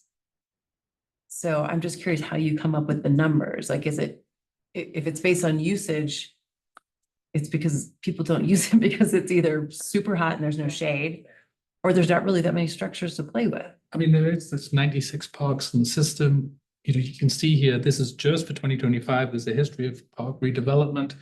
This went through the department 2022 plan with a ton of community engagement to help prioritize this, along with things like internal condition assessments. So, you know, that department plan is what we're guided by, which PRAB reviews, sends to council, council approves. So that is a community engagement policy direction that informs where we're at here. We're not just picking it up. But as Ali's pointed out, we don't have enough funding to do it all. So unfortunately, yeah, things north, east, west, and south fall off the list at this point. The other thing that's fascinating about the smaller pocket parks like Shanahan Ridge, so in the park classification, you do look at who uses a site. And a small park like Shanahan Ridge is a pocket park. It's the closest to home neighbors. So you don't have any parking, you don't have anything that would, you know, bring in programming or a need for additional intensity on the park. We just had an event where we were looking back 30 years at the department. I was looking at 1995 crab memos, and they were designing Shanahan Park and some of the improvements at the point. And the most active voices in the neighbors that are captured in the crab meeting said, do not bring things that are going to bring more people. This is a small park that just cannot handle other things. And that really is the design typically of a pocket park, not have a ton of amenities. And I hear you that you and perhaps your neighbors are interested in other amenities, but that's not how the park was designed and not how typically pocket parks are designed, because they're not a community gathering space in the way that Harlow Flats is, or, you know, other neighborhood parks. Yeah, there's one more statistic I'd love to add is we've got 48 play areas. We just worked on this last week. As you know, you approved last year 500,000 a year for play area replacement. Play area replacements, unfortunately, are now at 800 to 1.2 million. So times that by 48, and then understand that to replace our play areas, it would take 50 years to get through them. And the fact is that average life cycle has gone from about 20 years to 10 to 12. So even through that replacement cycle, they're going to be out of date. And this is an example where we're having to make hard decisions on what we prioritize, and hopefully we can get more funding to support things like that down the road. I appreciate what you said about making it more transparent and helping understand the prioritization. When we bring you the CIP this year, we'll try and be more explicit about how things were prioritized, because you're also going to see that underfunded and unfunded list. And so that'll be part of the conversation with the board is how did we choose? And what is your input? I mean, the board has approval over the capital improvement program, and Can I ask you a question? I live in the neighborhood too. If I had to choose, I would sacrifice Shanahan Ridge and put money into Harlow Flats. Does that make sense to you? I would love Harlow Flats to be redone. For Shanahan Ridge, we just want some picnic tables. Picnic tables and maybe like a couple improvements, just something. There's 2 slides that are small for 3 and under kind of Yeah, kids. they're both lame. And there's 2 swings. And But you can now fundraise, right? And like put that through Play Boulder and do that, right? There's a mechanism there. If the community wanted this to collect donations, run it through Play Boulder and target it towards that, right? So. How would you I feel mean, I about think that's the reality we're in, right? There's no money for anything anymore, right? Like, yeah, it's like, it's either you get a pony up, I think. It's like. how would you feel about a dog run in that park? it pretty much is a dog run right now. Exactly. And I would not want a dog run. I mean, I don't know what you mean by like fencing off of the Yeah. area. The grassy area. Part of it. Part of it would be fine because the dogs run and then the kids, you know, Right. or get their balls chewed or Yeah. chased away or something. So yeah, it's just not it's not activated in a way that I think it could. And I don't think it would take much to make it a place where people would gather more if there was some place to go and, you know, gather. Yeah. Right now, you're either sitting on a wet, soggy ground or right in the sun. There's just not a place to gather. And it's sloped and there's not a place to really, like, you can throw frisbees to your kids or your dogs. And Yeah. that's kind of how I see it used. And it's a beautiful space and it could be a great place for neighbors to gather. Yeah, when I lived next to the park, which I did for 4-ish years, like. What I noticed was that the dogs are legally running. Right. But it feels to me like, and I'm not a dog person, I actually really don't like dogs. Yeah. But I'm the only person in Boulder, right?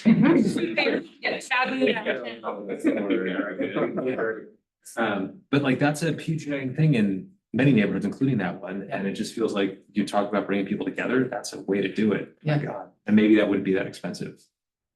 As maybe not as expensive as the play area.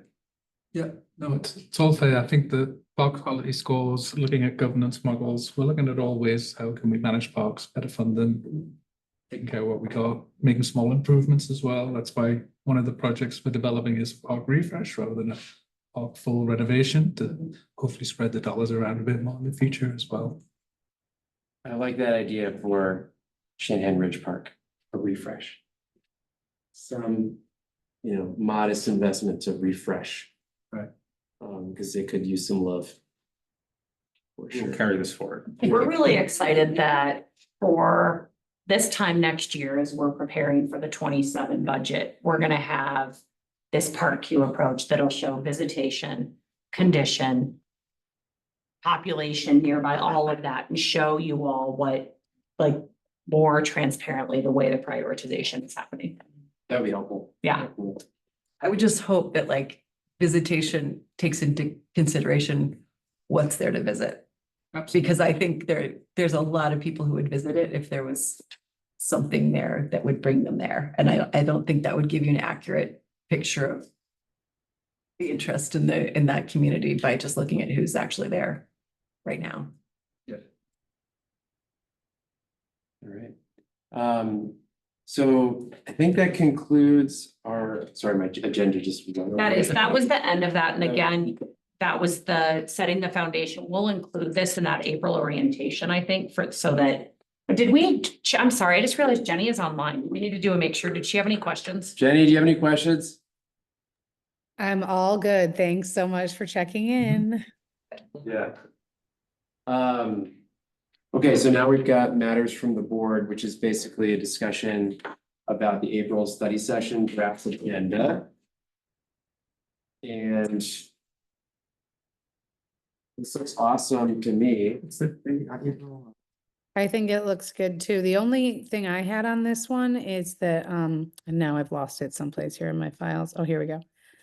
I was just wondering, I think it looks absolutely perfect. So I can't say enough wonderful things about this agenda, and I love agendas, and this is just a really, really, really good one. But I was wondering about the A subsection B, role of board liaisons to BPR project assignments. Can we just like attach an addendum or an exhibit or to just show us what those are? For sure. Okay. And that'd just be an updated list, and we'll actually move the order on that one. Yeah. My vote would, if you all agree, would be to make that last, because that's not time sensitive as a new board member. And in fact, what I recall typically from that conversation is you all are like, I'm brand new, I have no clue. And that might be a May, June, or July conversation. Yeah, that was the only feedback I have on this is the order of subsection AB. Which is like, it makes more sense to start with the advisory board roles and functions. Yeah. And then go to the communication protocols, meeting management and agenda overview, or vice versa, and then have board liaisons be the last one. Otherwise, I thought it looks good. And maybe even board liaison goes after D3, here are the major projects and plans so that folks even know what they're interested in being a liaison for. We could couple those two items Right, together because if it works. technically could fit into like a BPR. Yeah.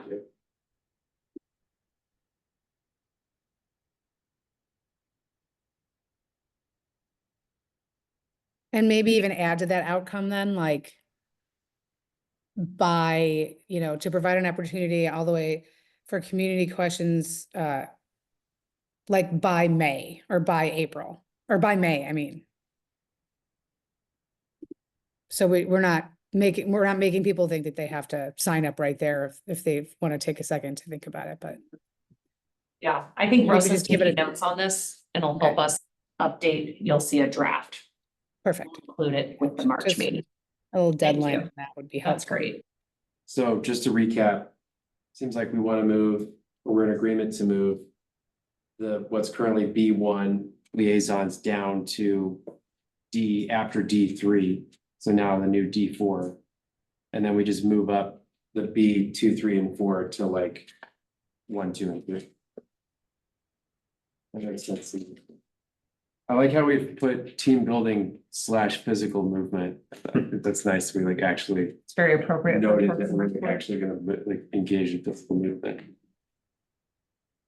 This looks good. Who created this? You all did. But I mean, who typed it up? Russ, Joseph, thank you. This is really well done. Thank you.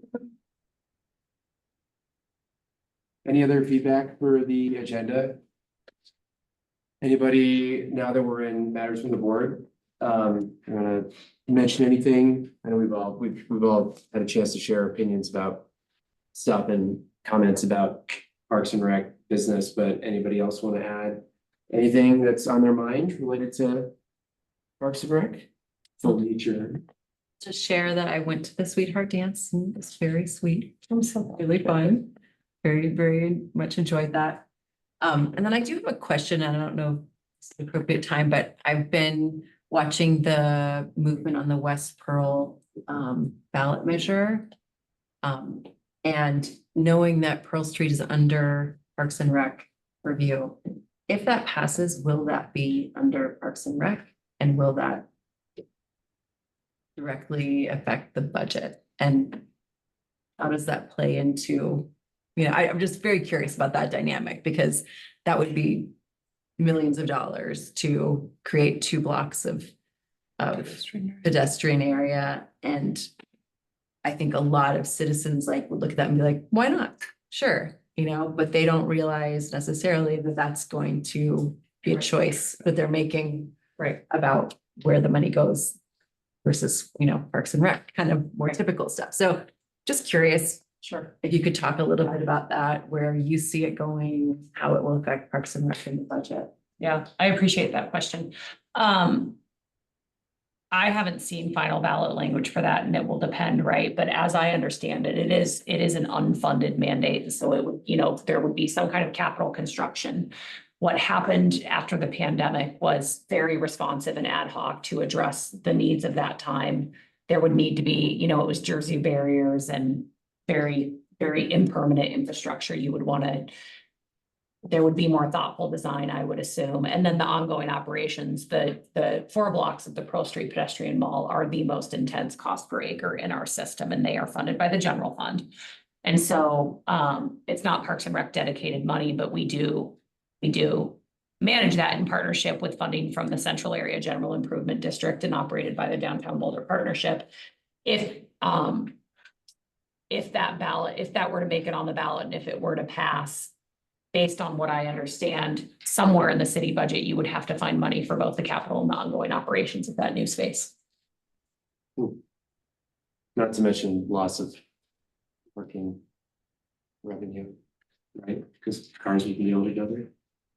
Parking revenue, I am not a parking specialist, but I would guess that it's pretty minimal and would not, on a $500 million budget, I don't think it would be a driver in the decision. What I have heard is that the businesses that are adjacent and on that area are off the bricks for a reason. And their position is that there would be a loss of revenue to them, which would be a loss of sales tax dollars. I think that would be the more. And I think there's also, I've been just looking into this a little bit more extensively, and putting it on if it does get on the ballot this year, it's not a directive to close Pearl. It then is subject to the Mall Act, which then requires the businesses that are in that area to weigh in, and then it would go back on the ballot. So it would take 2 ballots plus some pretty intensive, not litigation, but some pretty intensive policy discussion in order to actually get it passed. So the Mall Act is what would prevent it from potentially happening in the end.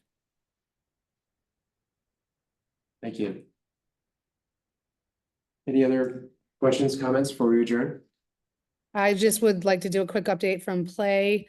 I sent over to, we have a couple of the tree tender trainings coming up.